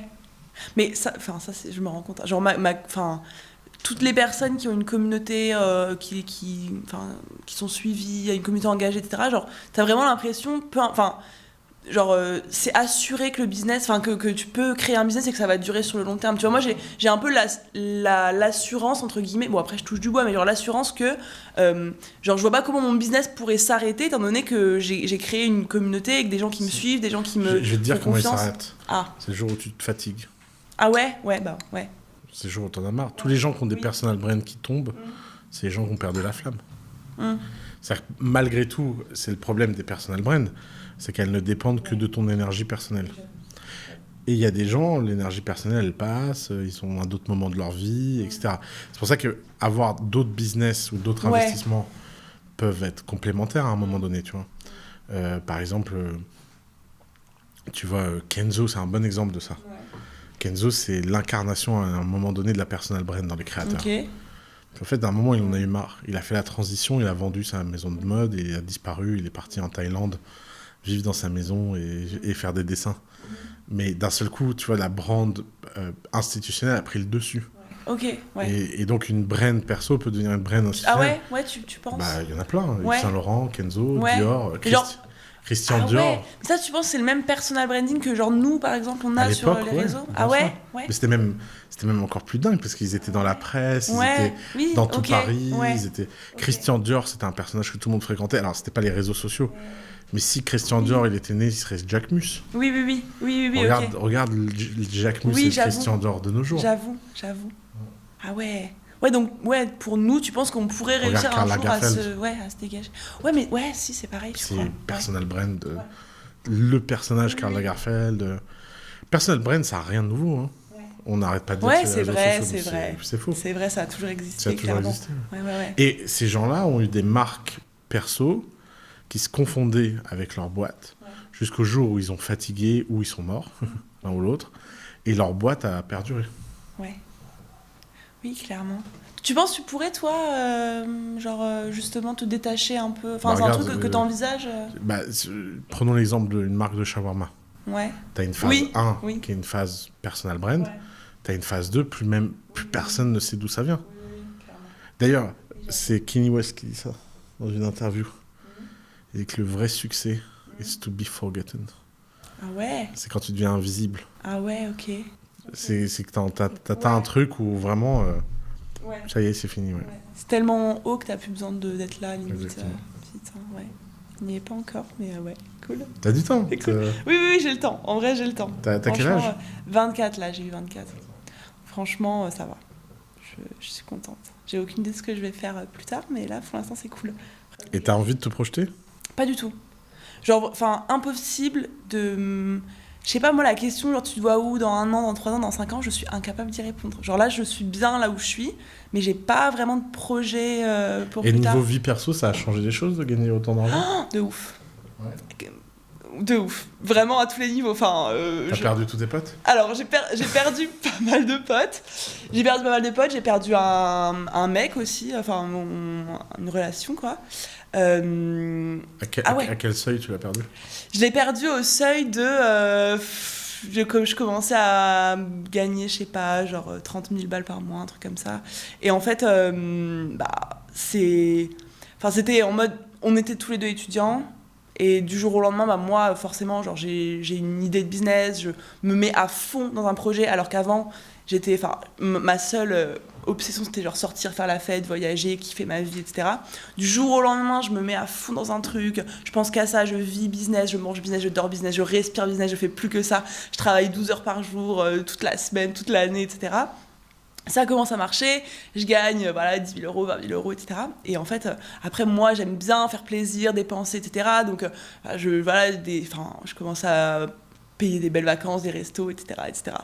Et en fait, ça a cassé un truc. Parce que forcément, moi, j'ai commencé du jour au lendemain, ça a décollé. Et puis, ça a créé un écart de ouf, tu vois. Et en fait, quand j'en parle... parce que je suis beaucoup avec des mecs entrepreneurs ou pas même, j'ai beaucoup de potes mecs et ils me disent tous, moi j'aurais pas pu non plus, genre je pourrais pas être avec une meuf qui gagne plus d'argent que moi ou qui est plus déter que moi ou qui a de l'ambition à fond et tout. Et je pense, et j'ai déjà entendu plein de meufs en parler, c'est un vrai problème pour les meufs entrepreneuses qui gagnent plein d'argent, tu vois. J'ai l'impression, hein.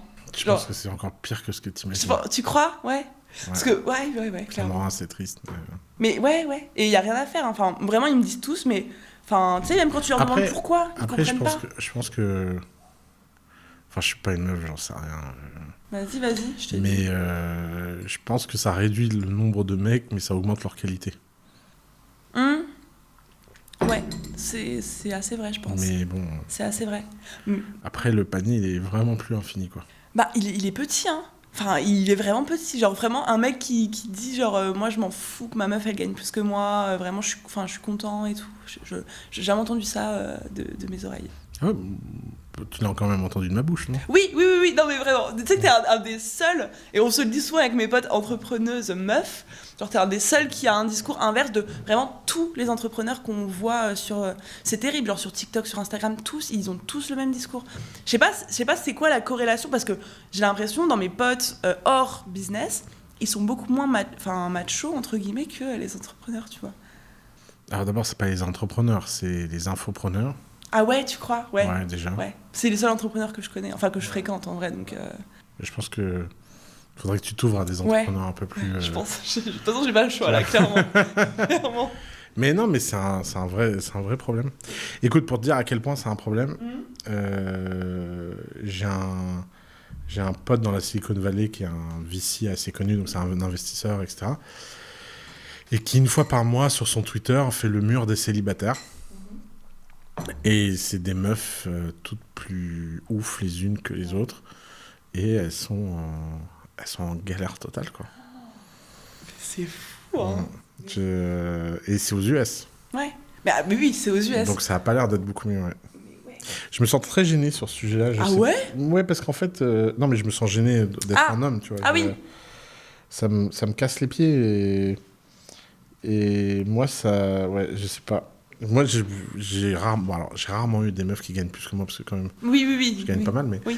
Mais moi, c'est le rêve de ma life. Ouais, c'est vrai, mais c'est fou. Non, mais je serais trop heureux, je serais trop fier. Et tu te sentirais pas... Parce que je pense qu'on est d'accord que même si eux, ils vont te dire « Oui, c'est parce que moi, je veux être celui qui apporte, machin, je veux être... » m'en fous. Mais oui, mais on est d'accord, mais... Je serais trop heureux. Enfin, il y a... D'ailleurs, moi, j'ai une obsession, c'est... Les meufs avec qui je sors, c'est de leur créer des passive income. En fait, dès que je tombe amoureux d'une meuf, mon obsession, c'est de l'aider à créer un passive income avec lequel elle est alignée et qui la met à un niveau de revenu tel que si elle décide de me quitter, ça change rien à son lifestyle. Mais c'est fou, mais oui. Et je me dis, comme ça, si j'arrive à faire ça, et en général j'y arrive, plus ou moins en trichant, parce que des fois, t'as des gens qui sont vraiment pas doués en business. Oui. Donc je triche. Oui. Je leur offre des actifs qui rapportent de l'argent. C'est cool, l'intention est là. Et qui, comme ça, tu vois, règle le problème. Et j'essaie d'atteindre ça avant les 3 ans. Ouais. Parce que tu sais, le cap des 3 ans, c'est le cap vraiment... Ouais.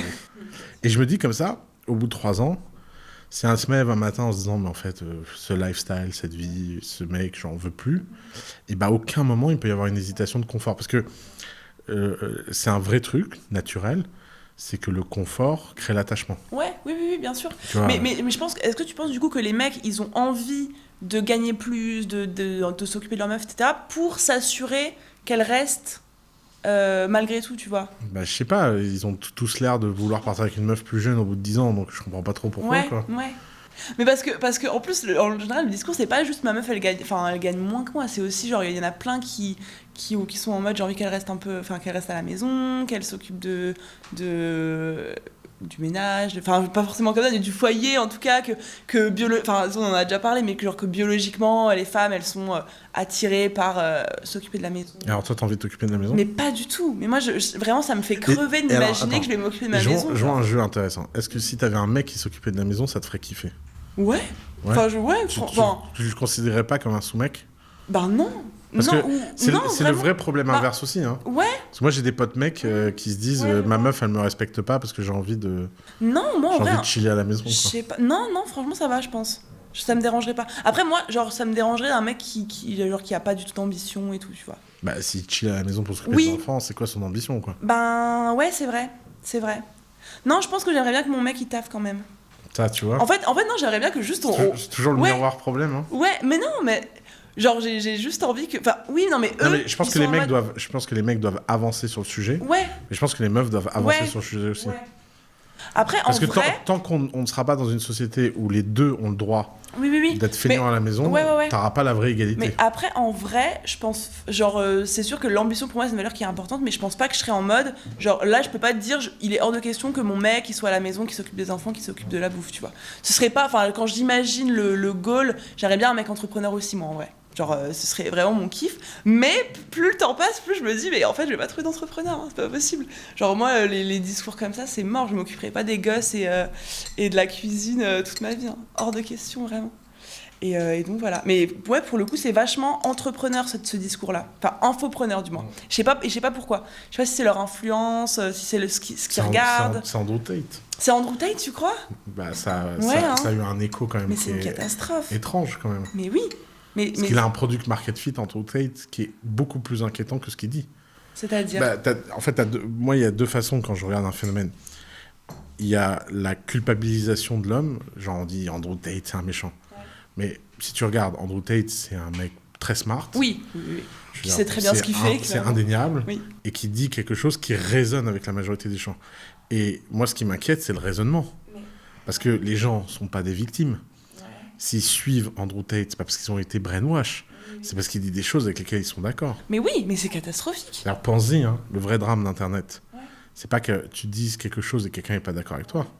Le vrai drame d'Internet, c'est que quoi que tu dises, tu trouveras toujours quelqu'un d'accord avec toi. Oui. Donc imagine que des millions de gens sont d'accord avec lui. Mais oui, mais d'où ça? Enfin, c'est un retour en arrière, on est d'accord. J'ai l'impression que mes parents, ils sont limite plus ouverts d'esprit à ce niveau-là que les jeunes d'aujourd'hui. Bah, c'est peut-être parce qu'on a été trop loin. Ah ouais, tu penses que c'est un sorte retour... de balancé, peut-être. Mais après, je comprends, on a tellement tout déstructuré sans donner de clé. Oui. Parce que, si tu veux... donc je me fais un peu l'avocat du diable. Vas-y. Juste pour l'exercice.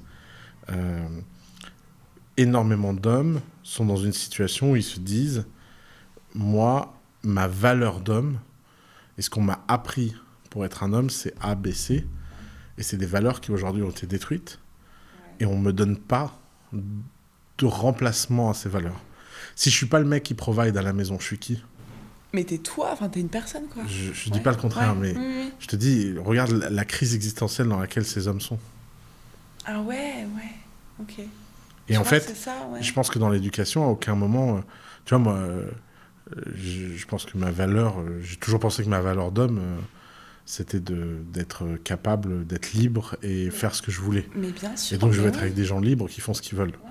Mais tu penses qu'il y a beaucoup de gens qui ont éduqué les hommes en mode ta valeur, c'est corrélé à comment tu vas t'occuper de... Bien sûr. Regarde, que tu le veuilles ou non, un homme qui gagne sa vie, quelle est la première chose qu'il fait? C'est entretenir sa meuf. Une meuf qui gagne sa vie... première chose qu'elle fait, c'est d'être plus indépendante. Bah oui. Oui, mais tu vois bien que c'est une structure de marché qui est forcément décorrélée. C'est-à-dire que certaines femmes sont en angoisse économique même si elles se sentent protégées, parce qu'elles se disent le but du jeu c'est de se marier et sécuriser 50%, alors qu'un homme ne peut pas se dire ça. Oui, clairement. Et donc il est en danger économique de pas... Tu vois, il a 0 de l'upside et 100% du downside. Ah ouais, oui. Et donc en fait à la fin les structures sont quand même rationnelles. C'est normal que les hommes veulent être celui qui provide parce qu'ils ont peur que s'ils ne sont pas celui qui provide, ils n'ont aucune sécurité. Ok. Alors qu'une femme, à un moment ou un autre, elle peut toujours retrouver un autre homme. Ouais, mais les meufs, elles pensent pas comme ça. Je dis pas le contraire. Oui. Je te dis juste ce qu'ils imaginent tous. Oui, ouais. Mais malgré tout... Oui, c'est ce qu'ils pensent, tu dirais, ouais. Malgré tout, que tu le veuilles ou non, le taux de dépense des meufs, comparé au taux de dépense des mecs, est beaucoup plus faible.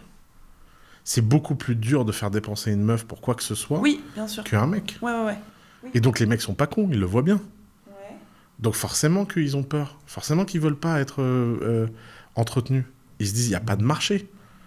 Si je tombe sur une meuf qui m'entretient et que ça s'arrête, laquelle va m'entretenir après ? Parce que ce serait une exception. Oui, mais pourquoi se faire entretenir par quelqu'un ? Genre, tout le monde peut s'occuper de soi-même, tu vois. Encore une fois, c'est tout le problème. Le problème, c'est que les relations ne sont jamais égales. Tu le veuilles ou non, ça n'existe pas, les relations égales. Il y a toujours un qui a un peu plus de chance que l'autre, il y en a toujours un qui décolle plus que l'autre. Tu gagnes 10 000 euros par mois et tu vis avec quelqu'un qui en gagne 100 000 par mois. T'as l'air pauvre. Oui, bien sûr. Tu peux te dire, je m'entretiens et tout, mais en fait, quand tu choisis l'hôtel... Oui, mais que tu le veuilles ou non, c'est une dépendance. Et les femmes ont été traînes à cette dépendance, les hommes l'ont pas été. L'égalité ne passe pas que par le fait que les gens acceptent le miroir. Il faut que les structures économiques et sociales s'adaptent au miroir. Et aujourd'hui, elles ne sont pas du tout adaptées, donc les gens sont en panique. Et encore une fois, je ne suis pas en train de... Dieu sait que tous ces machistes me fatiguent. Bien sûr. Mais je pense qu'on ne va pas avancer si on ne comprend pas le problème. Ouais. Et le problème, il est réel. Mais alors, comment tu résumerais le problème, là ? Le problème, c'est que les hommes sont dans un modèle imposé. Ouais. Et que s'ils sortent de ce modèle, ils se mettent en danger économique à un point qui est bien plus supérieur à une femme. Une femme qui décide de ne pas travailler et de gagner moins que son mari n'est jamais en danger économique ok, je vois. du moment qu'elle est jolie. Alors qu'un homme qui se met dans cette position est en danger de perdre son statut social. Et en plus, s'il perd la meuf avec qui il est, il risque de ne jamais retrouver une autre meuf qui accepte ce deal. Et donc, comme c'est des deals beaucoup plus rares, c'est des deals beaucoup moins acceptés. Et du coup, tu verrais quoi comme leur solution ? Je me doute pas qu'il y a de solution, mais genre pour faire avancer les choses. Je pense qu'il faut éduquer les enfants dès le plus jeune âge à comprendre quelque chose de simple. C'est que dans la vie, il n'y a pas un modèle. Et que chaque modèle a des avantages et des inconvénients. Et que chaque modèle est acceptable, quel que soit le sexe dans lequel on est. Mais ça passe aussi par comprendre ses responsabilités. C'est-à-dire que on a inventé les lois matrimoniales pour protéger les femmes de l'opportunité économique du mariage. Je veux dire, quand tu te maries avec quelqu'un et qu'à un moment tu décides de partir avec une meuf 20 ans plus jeune, l'État te protège, la loi te protège. Protège la meuf ? Ouais. Protège pas l'homme. Oui. Il va falloir changer les lois dans ce sens-là. Oui, bien sûr. Parce qu'en fait, le mec qui te donne sa jeunesse, quand tu auras 30 ans et que tu auras un petit jeune qui te donnera sa jeunesse pendant 15 ans, et qu'à un moment tu seras fatigué, que tu le viras parce que tu gagnes 1 million par mois et qu'à un moment donné, tu vis dans une sphère où tu peux changer d'homme comme tu changes de chemise, et que tu seras dans cette structure de pouvoir-là, et si la société de l'autre côté n'a pas créé les mêmes protections pour les hommes qu'elle a créées pour les femmes, les hommes n'accepteront jamais ce genre de deal. Et en fait, quand tu regardes des choses par le prisme économique, des choses qui ont l'air irrationnelles deviennent d'un seul coup beaucoup plus explicables. Je te donne un autre exemple. Pourquoi les parents ont toujours peur pour leurs enfants ? Regarde, dans tous les livres d'aventure, le premier truc, c'est qu'on bute les parents. Harry Potter, il est orphelin. Si Harry Potter, il allait se battre contre Voldemort et que ses parents sont vivants, mais jamais de la vie, il le laisse faire. Donc, la règle, c'est que dans tout livre d'aventure, si tu veux que le héros vive des aventures, faut buter les parents. Ok, c'est pour ça qu'il n'y a que des orphelins. J'avoue, ok. Pourquoi les parents sont comme ça ? Parce que la structure économique de parents, c'est que 100% de l'upside, c'est pour l'enfant. Donc, tout ce qu'il fait où il prend des risques et il gagne quelque chose, c'est l'enfant qui gagne. 100% du downside est pour les parents. Ouais. Prenons un exemple simple. Tu dis à tes parents, voilà, j'ai décidé de faire un tour du monde et je vais partir avec mon sac à dos sans savoir où je vais et je vais partir à l'aventure. Okay. Tu arrives dans un village en Grèce.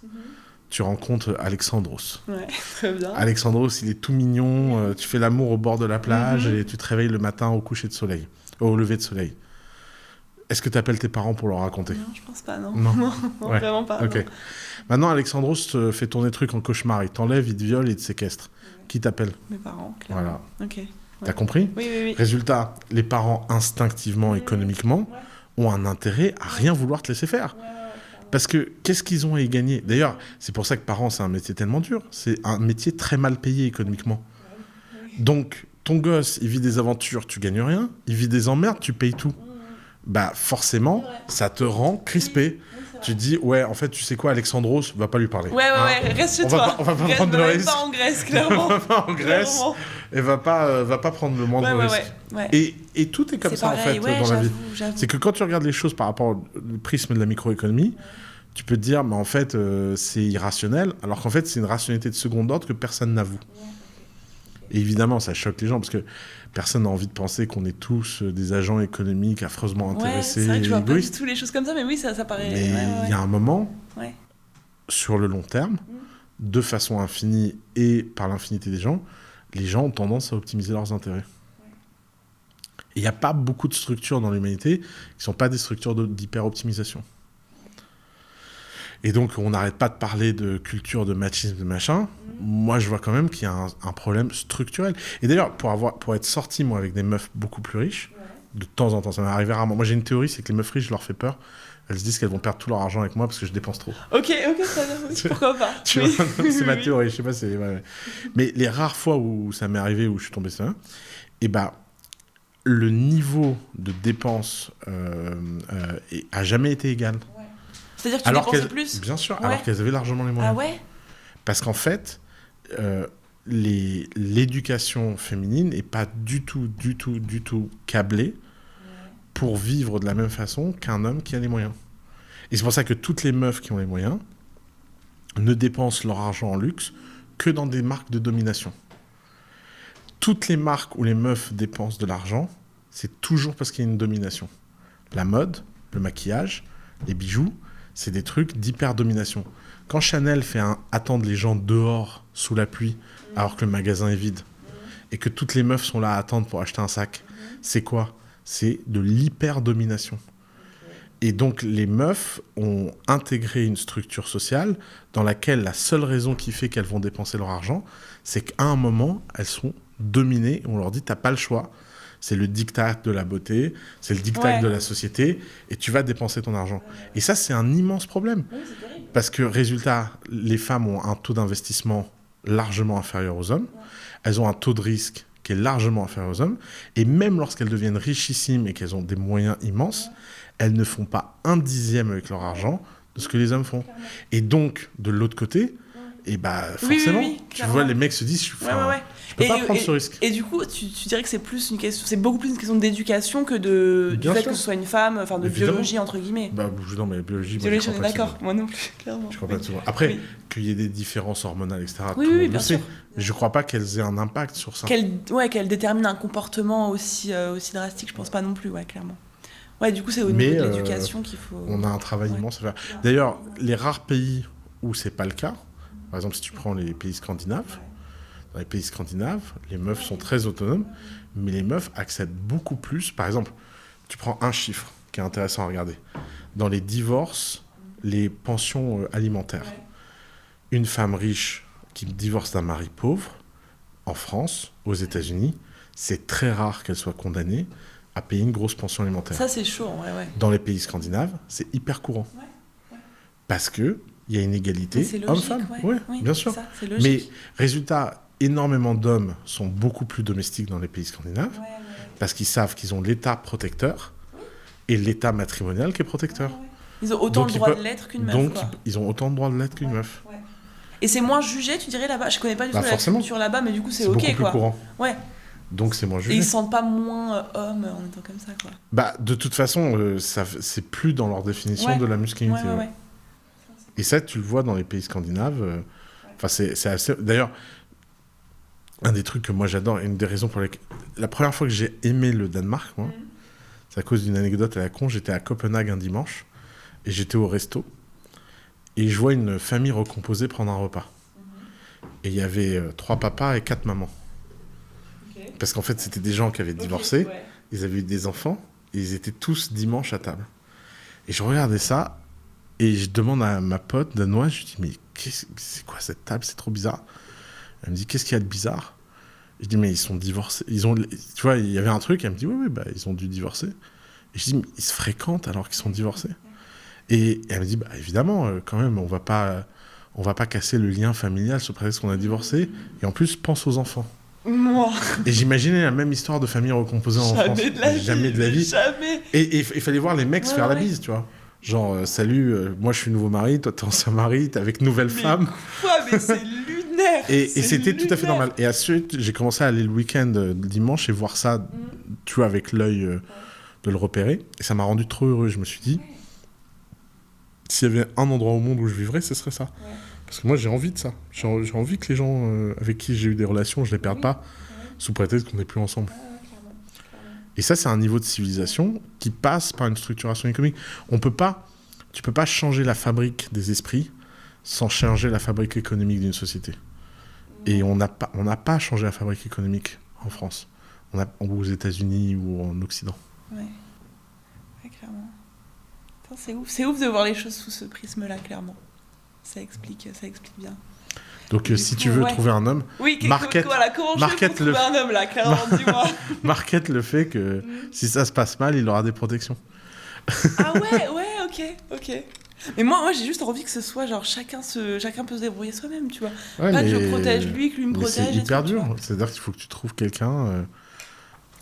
qui peut assurer sa vie sans moi, tu vois. Non, il faut que tu trouves quelqu'un qui... La seule façon de faire dans ce cas-là, c'est que tu trouves quelqu'un de plus riche que toi. Mais si. Mais comment tu veux faire? T'es à 100 000 euros par mois, tu vas passer à 1 million par mois. T'es dans le 0,01% de la population. Ça veut dire que tu ne peux viser que 0,01% des hommes. Mais oui, mais moi, genre, si un mec a assez d'argent pour avoir plus ou moins le même lifestyle que moi, mais qui gagne moins que moi, je m'en fous. Mais c'est pas possible, tu te rends... Pourquoi? Regarde, imagine 100 000 par mois. Si le mec gagne 10 000 par mois, il est pauvre. Il n'a pas le même lifestyle que toi. Ouais. Tu vois bien que sur plein de trucs à la con. Toi, la dernière fois, je t'ai dit, je suis à Cannes. Oui. Tu veux venir dîner? Oui. T'es venu, t'as pris une chambre au Martinez. Oui, et tu t'es dit, tiens, je vais rester quelques jours sur la Côte d'Azur. Oui. Tu vois ce que t'as fait là? Quelqu'un qui gagne 5 000 euros net par mois, ce qui veut dire dans le top 1% des Français, 5 000 euros par an, ne peut pas le faire. Il passe, grosso modo, t'es venu pendant le festival de Cannes, avec les chambres les plus chères, et t'as passé le salaire du top 1% par la tête pour dîner avec moi. J'avoue. Oui. Mais comment tu veux que le mec suive? Ouais, c'est vrai. Oui, mais... Voilà. Ouais, mais tu vois, si par exemple j'ai un mec qui gagne moins d'argent que moi, genre, là ça me dérange pas de me dire, bon, il peut s'assurer soi-même, mais si j'ai envie qu'il vienne avec moi, je peux payer pour deux, tu vois. Le problème, c'est qu'est-ce qui se passe le jour où tu veux plus de lui? En fait, que tu le veuilles ou non, un deal matrimonial, c'est un deal qui doit garantir la sécurité si le deal tourne mal. C'est la base de tout contrat. Okay. C'est pour ça qu'on a inventé l'institution du mariage. Sinon, ça sert à quoi le mariage? Si tu prends tout le droit matrimonial, il est fondé sur quoi? Il est fondé sur le fait que la famille soit la structure des enfants et que quoi qu'il arrive, la femme sera la protectrice de ses enfants et que financièrement, elle sera protégée des aléas du mari. Donc, tant que tu rends pas ça égal, personne ne prendra le deal. Et c'est hyper dur de suivre quelqu'un financièrement. Donc, ça veut dire que toi, si tu veux ton égal, c'est forcément un mec qui gagne autant que toi ou plus riche que toi. Bon courage. Oh, arrête. Ouais. Sinon... J'avoue. Mais, en plus, le problème parmi tout ça, c'est que s'il gagne autant que moi ou plus que moi, il veut pas d'une entrepreneuse, il veut une meuf qui... tu m'étonnes. Qui reste... voilà. Donc, il y a un gros problème, là. Tu vois bien que le problème, c'est... problème. Ouais, mais c'est logique. Oui. Mais du coup, même parmi ceux qui gagnent autant, voire plus, la plupart ne veulent pas une meuf entrepreneuse. Parce qu'ils veulent une meuf qui peut s'occuper, enfin voilà, qui peut être plus à la maison et tout. Donc bon courage à moi-même, quoi. C'est top, nickel. C'est pas grave, écoute, on verra. Mais c'est vrai que c'est un problème pour les entrepreneuses qui gagnent beaucoup d'argent, quoi, je pense. Ouais. C'est très très compliqué, ouais. Il y a bien des exceptions bien sûr, dans le monde, il y en aura. Sûr, voilà, je tomberai sur une exception à un moment. Je te le souhaite. Oui, j'espère. D'ailleurs, si ça se trouve, après cette émission, ils vont postuler. Ah bah, franchement, envoyez le CV là, voilà. On est, ouais, mais franchement, je pense pas que j'aurai trop de demandes. Mais c'est pas grave. Franchement, je kiffe ma vie, je suis contente. Pas besoin d'un mec, pour l'instant en tout cas, ça va. Voilà. Ah, oui. C'est quoi ton plus gros challenge actuellement ? Qu'est-ce qui te stresse le plus quand tu te lèves le matin ? Qu'est-ce qui me stresse le plus quand je me lève le matin actuellement ? Franchement, satisfaire mes clientes. Continuer de... C'est vraiment ton obsession, toi. Mais vraiment, mais tu sais que depuis le début. Hein, genre, mes premières clientes, réflexe, hein. Mais je dormais pas la nuit en me disant, mais est-ce qu'elles sont bien contentes ? Je donnais toujours plus pour qu'elles soient contentes, etc. C'est vraiment le truc qui me stresse le plus. Genre me dire... Je sais pas, genre là, franchement, sur les... À moins qu'elles en parlent dans mon dos, peut-être, tu vois, mais genre sur les... Là, je vais avoir 300 clientes dans ma formation. Enfin, je les ai là. Et ben, j'ai jamais eu une meuf qui vraiment m'a dit « Ta formation, c'est de la merde, je suis ultra déçue, je veux être remboursée, machin. » Parce que je suis obsédée par me dire, genre, comment est-ce que je peux les rendre les plus contentes possible. Du coup, tous les mois, je suis en mode, j'envoie des questions d'insatisfaction, je les lis tous, je me dis, ok, on peut faire ça, je vais mettre ça en place, je rajoute des nouveaux trucs tous les mois et tout. Mais là, je me dis, du coup, vu que tous les mois, depuis 3 mois, ça augmente de plus en plus le nombre de personnes qui arrivent, genre, faut que je sois... que je réfléchisse bien à la structure et pas perdre en qualité, c'est hyper chaud. Genre, je me dis, bon, ça devrait le faire, c'est un bon challenge, mais c'est ce qui me fait le plus peur. Dans mon business, c'est de me dire que mes clientes, elles se disent, en fait, elle m'a vendu du rêve alors que c'est de la merde, son truc. Ton succès est vraiment pas volé. Ah ouais, cool. Je pense que... Je sais pas pourquoi... Je pense que 90% des gens comprennent pas ça et j'arrive pas à comprendre ce qu'ils comprennent pas. Dans le fait que la satisfaction client, ça doit être le centre. Mais tu vois, Jeff Bezos, il dit moi, j'avais un seul boulot à Amazon, c'est que 100% des gens sont heureux. Alors, c'est pas possible. Hein, il y a des gens qui ne sont pas contents d'Amazon.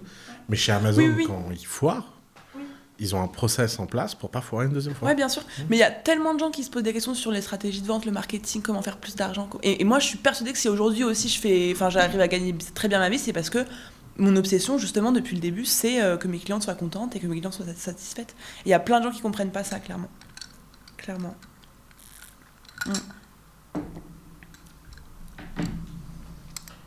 Ouais. Je pense que c'est le plus important. Je continue comme ça, en tout cas. Vraiment, merde. Oui, voilà. Cool. Voilà. Ne perds jamais. Non. Je pense que c'est le plus dur à garder à scale. Et puis je pense que sur le long terme, en plus, le bouche à oreille, c'est ultra puissant. Ça aussi, c'est sous-côté de ouf. Hein. On pense, pub, visibilité, machin, mais avoir des gens qui te recommandent. Moi, je sais que là, mes clientes me ramènent beaucoup de clientes. Genre, t'en parles à une copine. D'où l'intérêt de faire de la pub, d'ailleurs. Ah ouais ? Réfléchis. Ah non, justement. Mais non, réfléchis. Il y a un truc que tu comprends pas là. Ah. Quoi ? Regarde, si 100% des gens qui viennent chez toi te ramènent 3 personnes, plus tu accélères le nombre de gens qui viennent chez toi, plus tu as de nombre de gens. Ouais. Toi, tu crois que je dois me former sur la pub ? En vrai, je vais tester, je pense. Bien sûr que tu dois te former sur la pub. Il n'y a aucune raison que La pub, c'est quoi ? C'est prendre des gens qui ne te connaissent pas et qui te connaissent plus rapidement. Tu as bien commencé avec des gens qui n'étaient pas recommandés, bien sûr. qui t'ont connu par hasard. Tu veux juste accélérer ce process avec de l'argent. Mais si, quand ils viennent, ils sont tellement contents qu'ils ramènent chacun 2-3 personnes, plus tu vas faire rentrer vite de gens, plus ta suite géométrique va être impressionnante. Mais j'ai l'impression que quand tu fais de la pub, t'es obligé d'avoir des discours. Enfin, moi, les discours où tu vends du rêve à mort et tout. La règle, c'est que dès que dans ta tête, tu dis si je fais A, je suis obligé de B, c'est forcément faux. Non, mais c'est forcément faux. Parce que rien dans le monde ne t'oblige à faire quelque chose d'autre que toi-même. Donc, dans la communication organique, tu as fait des choses qui étaient très contre-intuitives. Moi, je t'ai repéré très rapidement et j'ai été impacté par qui tu étais. Et donc, je me suis dit, ok, cette fille, elle fait pas ce qu'on lui dit de faire, elle fait ce qu'elle a envie de faire. Donc tu as trouvé un product market fit de sincérité. Il n'y a aucune raison que tu le perdes sous prétexte que tu changes de canal. T'irais même à la télé, ça se ferait la même chose. Je veux dire, c'est juste que tu n'as pas l'argent d'aller à la télé. Mais si tu avais l'argent d'aller à la télé, je veux dire, combien de meufs regardent, je sais pas quelle émission de télé de meufs, et te découvriraient dans cette émission, ça irait plus vite. Mais c'est juste que c'est pas possible parce que c'est des budgets de malades. Donc là, maintenant, tu as passé l'étape 1 en organique, qui te donne suffisamment pour aller mettre 10% de ton argent dans la pub. Et tu n'as pas besoin de mettre beaucoup. Tu as simplement besoin de trouver de l'impact. Il n'y a pas de raison que tu ne trouves pas de l'impact avec exactement la même règle, à savoir toi-même. Ouais, c'est vrai. C'est vrai que j'ai associé la pub à vendre du rêve et devoir... Je te signale que les gens associent les réseaux sociaux à ça. Hein. Oui, bien sûr. Ton compte Instagram aurait pu être ça, ton compte LinkedIn aurait pu être ça. Et... Oui. Mais j'ai l'impression que toutes les pubs sont les mêmes dans ma niche et que genre, les discours des pubs, genre tu gagnes 3 000 € par mois avec ton téléphone et tout ça. Toutes les meufs dans ton domaine sont les mêmes dans ce cas-là. Non, oui. Et toi, t'es venu et t'as fait autre chose. Ouais. Donc il n'y a pas de raison que tu fasses pas la même chose sur la pub. Oui, clairement. Oui. Faut que j'arrive à être sincère avec de la pub. C'est pareil en fait, je fais pareil avec de la pub. Exactement. Je vais tester. En vrai, je vais tester. Parce que là, je vais vite toucher. Enfin, là, je pense que j'ai atteint mon plafond de verre, plus ou moins, quoi. Tu veux dire en organique ? En organique. Ah non, si les gens... Je peux aller encore... Ouais. Si tu as atteint ton plafond de verre en termes de croissance, de vitesse de croissance. Mais par définition, oui. si les clients... Je ne veux pas doubler tous les mois, là... Voilà. Ouais. Ça, c'est sûr que la seule façon de faire ça, c'est d'aller chercher... Ouais. Je vais avoir plus de haters. Ah, la pub, c'est un aimant hater. Oui, c'était aussi ça. Hein. Vraiment, c'était les premiers haters sous mes pubs, vraiment. Bah, c'est normal, tu viens dans la vie des gens sans être sollicité. Ouais. Et puis pour... Par contre, c'est pas normal que des mecs voient ta pub. Ouais, des mecs voyaient ma pub. Mais les agences avec qui j'ai travaillé, c'était une catastrophe. Hein. J'avais autant de mecs que de meufs. J'avais des gens de 50, 60 ans. J'étais en mode... Oui, donc en fait, tu t'es fait vraiment niquer. Quoi. Mais les agences de pub, mais c'est une catastrophe. Hein. Enfin, pas toutes, évidemment. Mais en tout cas, celles qui m'ont contacté, moi, c'était une catastrophe. Comment t'expliques que tu l'aies fait 3 fois l'erreur ? Ben, je sais pas. En fait, je sais pas. Genre vraiment, une naïveté de ouf. J'ai jamais une explication de la naïveté. Ça n'existe pas, la naïveté. Ben, je pense que j'avais envie de me dire, bah vas-y, je vais faire confiance à quelqu'un qui va m'amener là où j'ai envie d'aller, à savoir 100 000 € par mois, tu vois. Ok, mais pourquoi t'as mal choisi les gens ? Parce que ça a l'air irrationnel quand tu le dis à posteriori. Ouais, ça a l'air hyper irrationnel. Donc, par exemple, quand tu fais des erreurs comme ça, c'est quoi ton process ? Bah, j'en ai pas. Hein. Je réitère souvent mes erreurs. Je les fais et c'est vraiment un problème dans ma vie, c'est que genre je fais souvent 2-3 fois la même grosse erreur. Et j'en apprends. Enfin, là, pour le coup, j'ai appris, mais après 3 fois, tu vois, j'apprends pas en une fois. Je pense je sais pas. J'ai pas de process après erreur. Je me dis, je sais pas ce que je me suis dit. Je me suis juste dit, bon, c'est la merde, c'est chiant et tout. Puis c'est passé, et puis je me suis dit, oh, bah vas-y, je refais. Je réessaye. Intéressant. Alors, si je peux te donner un conseil de préparateur mental, quand tu fais quelque chose et qui ne marche pas, il faut faire 3 étapes qui sont toujours les mêmes. 1, la pause mentale. Donc, par exemple, tu vois, dans les fonds d'investissement, quand un trader fait une perte, tu débranches son ordi et tu le forces à prendre des vacances pendant un certain temps. Parce que sinon, il va vouloir rattraper sa perte. Et quand il va vouloir rattraper sa perte, émotionnellement, il va faire une perte plus grosse. Et c'est comme ça que les gens rentrent dans des cycles de catastrophe. Donc dès que quelqu'un fait quelque chose qui est hors modèle et qu'à un moment, il a une erreur de jugement, une erreur d'appréciation, tu débranches l'ordinateur, tu le forces à aller en vacances, et tu le forces à aller en vacances 7 jours pour que le cycle hormonal, émotionnel, etc. soit tellement passé que quand il va venir réouvrir son erreur, il ne va pas la regarder avec la même émotion. Ensuite, donc, toujours laisser un temps tampon entre ton erreur et ton analyse de l'erreur. Ensuite, la deuxième étape, c'est d'aller chercher l'origine de l'erreur et tu dois t'interdire 3 choses. Tu ne peux pas mettre la responsabilité sur quelqu'un d'autre. Donc, tu ne peux pas mettre la responsabilité sur les agences. Tu dois comprendre sans faire du surapprentissage. Par exemple, le cas classique, je me suis fait arnaquer par quelqu'un, donc je ne fais plus confiance à personne. Ça, c'est du surapprentissage. je me suis fait arnaquer par quelqu'un, donc ma capacité de jugement des gens n'est pas bonne. Qu'est-ce que je peux améliorer? Tu vois? Ouais. Les gens c'est ça, ont je tendance pense, à surapprendre, Ouais. c'est-à-dire à apprendre sur les sujets qui sont pas au bon endroit. Et ensuite, la troisième étape, c'est une fois que tu as fait l'analyse fonctionnelle de l'erreur, vraiment, tu as remonté, tu t'es dit, c'est pas de la faute de quelqu'un d'autre, je suis 100% responsable, et c'est quoi l'ensemble des faits qui m'ont amené à cette position-là, tu dois aller chercher quel est le fantôme autour de la table. Parce qu'il y a toujours un fantôme dans les mauvaises décisions. Quand tu prends une mauvaise décision, c'est souvent qu'il y a quelque chose dans ton histoire, ou dans la vision que tu as de toi-même, ou dans ton état d'esprit, ou dans ton passé. Il y a quelque chose qui t'amène à faire ça. Et si tu veux casser le cycle, tu dois aller comprendre. Donc, de toute évidence, sans faire de psychologie merguez, tu as un problème de légitimité. Donc, dès qu'il y a un mec d'agence un peu bro, qui a l'air de savoir, qui utilise 3 mots un peu techniques, mais de ouf. t'as envie d'acheter. C'est exactement ça. Ouais, mais je comprends ce que t'achètes. Voilà. Donc t'achètes de la légitimité. Ouais, c'est ça. Donc la question, c'est d'aller chercher pourquoi, alors que tu fais 100 000 euros par mois, t'as besoin encore d'être légitime. C'est exactement ça. Parce que c'était à chaque fois des mecs qui m'ont dit ouais, j'ai bossé avec un tel, j'ai fait ça, j'ai eu tel résultat, jamais prouvé évidemment. C'est toujours des mecs où je me disais ok, moi je suis là, eux ils sont là, ils ont tout compris, moi j'ai rien compris. Bah du coup je leur donne tout et je leur fais confiance, tu vois.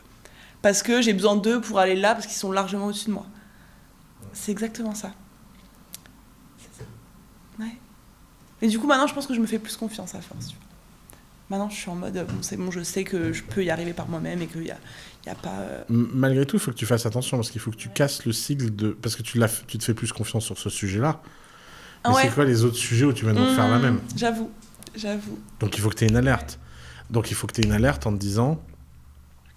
Par exemple, moi, si je devais travailler avec une agence de pub, le process que j'adopterais, c'est de prendre un petit budget, de leur demander une segmentation, une configuration, etc. et de voir s'ils sont dans le ton ou pas. Et je le ferais avec 15 agences pour sélectionner la meilleure. J'avoue. Et je leur ferais faire exactement le même travail pour voir si quelqu'un arrive à me capter. À supposer que j'ai envie de déléguer quelque chose. Oui, clairement. Mais tu vois, le process me protégerait de mon biais de faire confiance à la première personne venue. Ouais, non, moi, c'était vraiment... genre, je donne tout, quoi. Là, le mec arrive de nulle part, il me sort des noms connus, machin. Il me dit, on a géré tant de millions d'euros pour nos clients. En plus, voilà. Je sais pas pourquoi je me suis fait vraiment en mode naïf, quoi. Et ouais, non, j'ai tout donné à chaque fois. Genre, 10 000 balles, je mets 10 000 balles sur la pub, vas-y, je peux en me plus, le permettre. t'imagines, 10 000 balles, c'est rien. Oui, non, mais c'est rien, mais 10 000 balles regarde. sans que la personne me dise rien. Enfin, genre, mais c'est je tout lui le donne, sujet, quoi. c'est que c'est trop et pas assez. Ouais, ouais. Parce que normalement, une bonne agence de pub, en dessous de 100, 150 000 de budget, elle s'occupe pas de toi. Enfin, ouais. C'est vraiment... Oui. Tu vois, pour qu'elle soit... Parce que 10 000 balles, en plus, ça comprend la pub qu'ils ont acheté dedans. Ouais. Ouais, donc t'aurais dû avoir une alerte en disant c'est des clochards. Ouais. Non, moi je me disais, vas-y, je dépense tout mon argent. Enfin, tout mon argent, oui, mais je dépense justement, beaucoup d'argent, tu vois. Et en fait, c'en est pas beaucoup. Non, clairement pas. Non. Mais du coup, maintenant, je peux faire de la pub, mais sans agence, quoi. J'ai retenu l'erreur après 3 fois, quoi. C'est vrai que c'est un truc de légitimité, je pense, clairement. Ouais. Bah ça, fais attention, parce que la légitimité, c'est une prison dont on a perdu la clé. C'est vrai que j'ai vachement tendance à me sentir impressionnée et en dessous des gens, de plein de gens, quoi, souvent. Alors qu'à 24 ans, t'as 100 000 euros par mois. Bah ouais, mais tu sais que, je sais pas, genre quelqu'un qui est un peu plus connu ou qui a un peu plus d'expérience ou qui est là depuis 10 ans, qui est plus vieux que moi. Déjà, ça veut dire que tu te compares à 24 avec des gens qui en ont 35, par exemple. Ouais, clairement. Moi, à 24 ans, j'étais pas à 100 000 euros par mois. Ouais, mais quand je suis en face de quelqu'un qui a 35 ans et qui a plus d'expérience que moi, je suis intimidée de ouf. Je suis en mode, je me sens inférieure. Et pourquoi tu lui poses pas la question où il en était à 24 ans? Ouais, c'est vrai, je devrais. C'est vrai. C'était quelle année Ouais, tu faisais quoi à 24 ans, je vais te le dire, je sais Tu pas. faisais un truc stylé quand même, c'est sûr. Attends, on va voir. Je crois pas. Je crois que 24 ans, c'est mon année cauchemar en plus, moi. Merde. 2010, c'est mon année cauchemar, ouais. Ah ouais? Ouais. C'est-à-dire? Bah moi, en 2009, il y avait 400 personnes à mon anniversaire. Ok. Et il y avait un vigile qui avait une instruction, c'était de faire rentrer que les gens qui étaient sur liste ou si elles étaient bonnes. Ok, sympa. Ouais. Très bien. Ça, c'était mon Critère. Et en 2010, On était 3 dans un Starbucks avec une bougie sur un muffin. Ok. Parce que j'avais tout perdu. Ah, ok. Ouais. Tu faisais quoi c'était... Ça s'est mal passé pour moi. C'était la première fois où je perdais tout. Ok. Et c'était la première fois que j'avais un gros échec dans la gueule.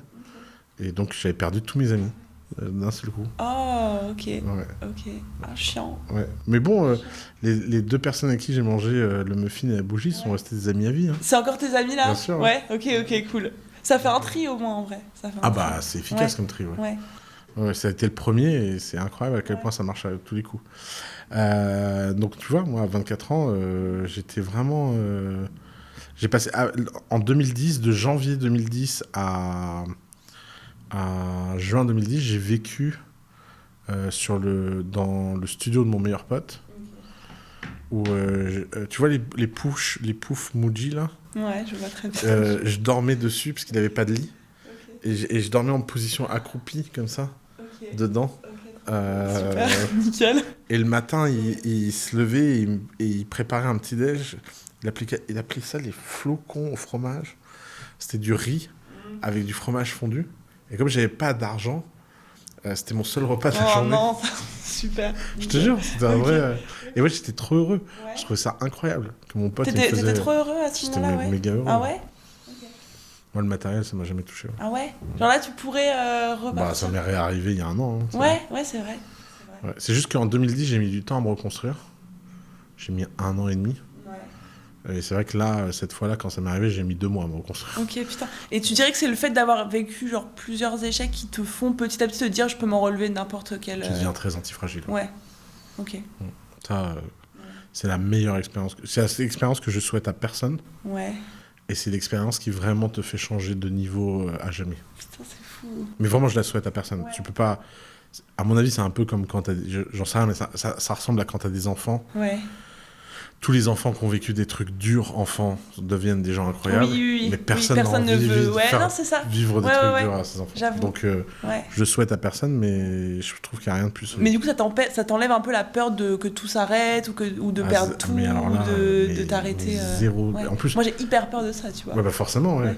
Tu viens de gagner quelque chose, t'as peur. Vraiment. Mais c'est pas grave, continue d'avoir peur, c'est bien. Oui, ouais. Parce que moi, je suis un peu con, tu vois. Résultat, je pense que le fait que t'aies plus peur et tout, tu prends aussi des risques inconsidérés qui n'ont pas beaucoup de sens. Mais après, j'ai décidé de vivre ma vie comme je l'ai Oui, bien sûr, bien sûr. Mais ouais, c'est... Et notamment, c'est marrant parce que quand j'ai tout perdu avec The Family l'année dernière et qu'ils ont freeze mes comptes, etc., j'imaginais pas que ça m'arriverait à 35 ans, tu vois. Moi, je m'étais dit, ça y est, c'est fini, maintenant, je suis successful for life. C'est bon. Putain, j'avoue. Ouais. Tu t'y attendais pas. Et quand même, malgré tout, t'as pu t'en relever assez rapidement, quoi. Bah, dimanche, j'en parlais avec les 2 mêmes amis. Ok, du Starbucks. Ouais, du Starbucks. Ouais. On déjeunait ensemble tous les 3. Et on faisait un peu le bilan de l'année et tout. Et l'un des 2 racontait qu'il n'arrive pas à comprendre ce qui s'est passé parce que il m'a connu en 2010. En fait, en 2010, quand j'ai eu des problèmes, j'ai fait une dépression qui a duré quelques mois quand même. Ok. Tu vois, ça m'a fait chier, quoi. C'était la première fois que ça m'arrivait, mais ça m'a fait chier. Et là, en 2021, quand ça m'est arrivé, apparemment, j'ai été déprimé 24 heures. Ouais. Et au bout de 24 heures, je me suis dit, bon, vas-y, casse les couilles, on va tout reconstruire, c'est pas grave. Et on va construire mieux cette fois, tu vois, encore plus fort, quoi. Et il me disait, je sais pas comment t'as fait pour passer de quelques mois à 24 heures. Donc en fait, la résilience devient musculaire après. C'est parce que t'as vécu ça en 2010. Alors il y a 2 choses. D'abord, il y a le fait qu'entre-temps, j'ai bâti un actif qu'avant j'avais pas, qui est ma marque. Et ça, c'est un actif indestructible. Même s'ils ont essayé de détruire ma marque, et qu'ils ont tapé sur ma marque, les gens ont une relation personnelle avec moi. Que mes anciens associés l'acceptent ou l'acceptent pas, qu'ils soient heureux ou pas heureux, les gens qui consomment mes contenus pour ce que je dis, pas pour qui je suis. Et donc, en fait, tu vois, que je sois un voleur, pas un voleur. De toute façon, j'ai jamais volé quelqu'un qui écoute mes contenus. Ouais, oui, non, mais si c'est ça. Si j'ai volé des gens, c'est des gens avec qui j'ai travaillé 10 ans. Tu vois, donc les gens se disent, bon, ça me concerne pas vraiment, quoi. Ouais. Et ça, je pense que ça les torture parce qu'ils se disent que c'est injuste. Bah ouais, c'est Eux, ils sont dans un besoin de justice. Sauf que c'est un peu naïf parce que c'est diviser le monde entre le bien et le mal et vouloir dire à tout le monde que je suis le mal et qu'eux, ils sont le bien. Mais personne n'adhère à ce genre de discours. Les gens, ils n'ont pas 14 ans et oui, bien sûr. Ils sont pas à la cour de récré. Tu vois. Ouais. Et l'autre point, c'est que résultat, cette marque, bah, elle s'est tout de suite activée pour me permettre de reconstruire des choses. Ouais. Et quand je fais une conférence et qu'il y a 1000 personnes qui achètent un ticket, bah, tu vois, ça c'est des trucs qui ils pourront rien faire. Personne ne peut rien faire contre ça. Ouais. Ah oui, clairement. Tu penses que ils ont essayé, entre guillemets, de... Ah bah, c'est leur seul but. Ouais. Ça, c'est des ils ont tapé comme ça. Mais il n'y a rien à faire. Tu vois, les médias mainstream, qui c'est qui les écoute, en fait ? Personne de sensé n'écoute ce que les médias racontent, quoi. Il y avait un podcast sur toi. Ouais, Oussama le Magnifique. Ouais. Tu l'as écouté ? Ouais, j'ai écouté. En entier ? Pas en entier. Non. Alors, toi, tu penses... Parce que tous les gens qui ont écouté ce podcast me disent qu'il n'est pas à charge. Moi, je ne l'ai pas écouté. Bah, alors, moi, je trouve qu'il est assez neutre, pour le coup. Genre, il est assez neutre. Genre, tu te dis pas à la fin... Enfin, t'as pas un avis positif ni négatif. C'est genre, il revient sur ta vie et tout. C'est bizarre, tu sais. Moi, je me suis demandé, mais est-ce que t'étais peut-être au courant ou quoi ? Non, mais... moi, je l'ai découvert dans le métro. C'est fou, hein, ouais. Enfin, j'ai découvert d'une photo d'un mec qui était dans le métro et qui me dit « Regarde, t'es dans le métro. » Ouais. Et ça fait quoi de se dire, genre, il y a quelqu'un qui fait une série sur toi sans que tu sois... Bah, le problème, c'est que c'est la meuf qui a fait ça est insupportable et complètement débile. Et donc, forcément, c'est pas très agréable d'être dans les mains de quelqu'un de pas très intelligent. Mais, au-delà de ça, c'est flatteur. Ah ouais, quand même. Quand même, je me dis, c'est un sujet intéressant. Ben, c'est ça. Et puis, tout le monde ne peut pas avoir un podcast sur sa vie en X épisodes. Avec une campagne dans le métro. En plus, fou, ils sont pas très malins parce qu'ils ont appelé ça Oussama le Magnifique.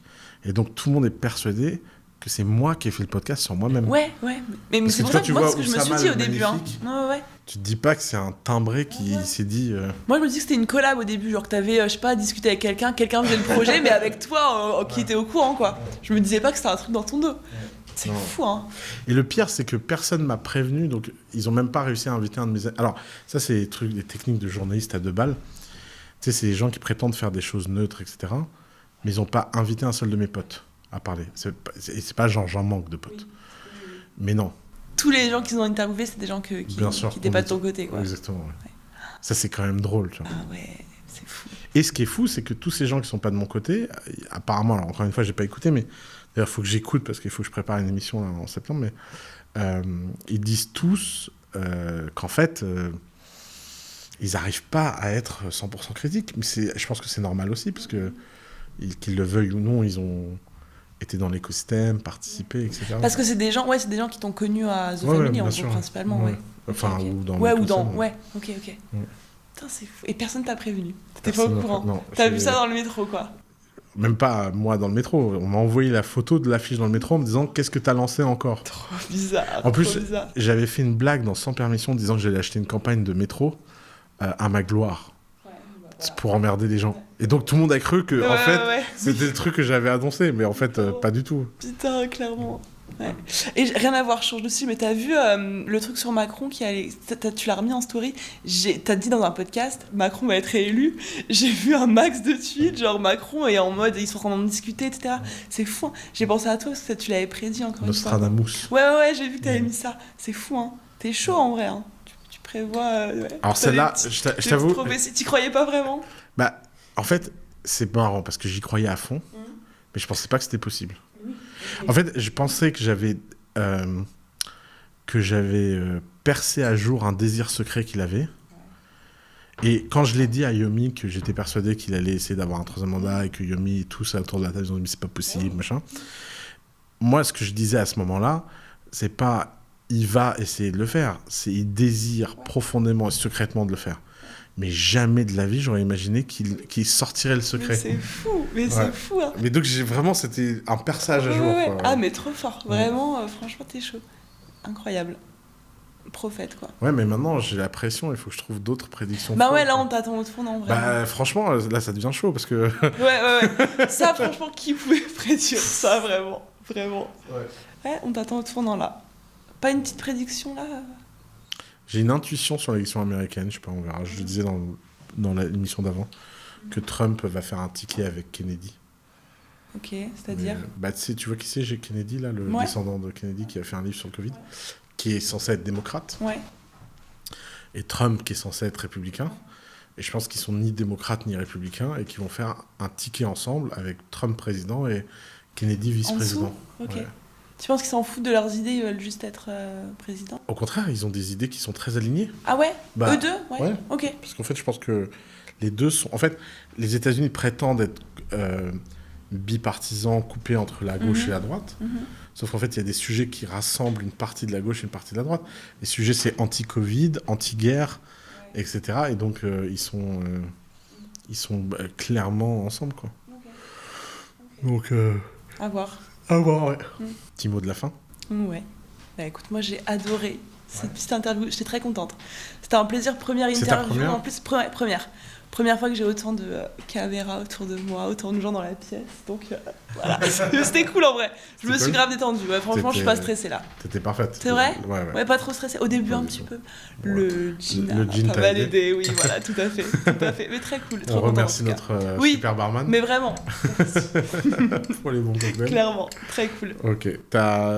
T'as un site internet, un endroit où on peut envoyer... Instagram, en vrai, Instagram principalement. Rappelle-moi le nom de ton compte. C'est margot-cunego.coaching. Alors, on le mettra dans la, dans la description. Très bien. Exactement. Merci beaucoup. Okay. Très cool. Oui. Allez, bisous, Margot. Cool. Bisous.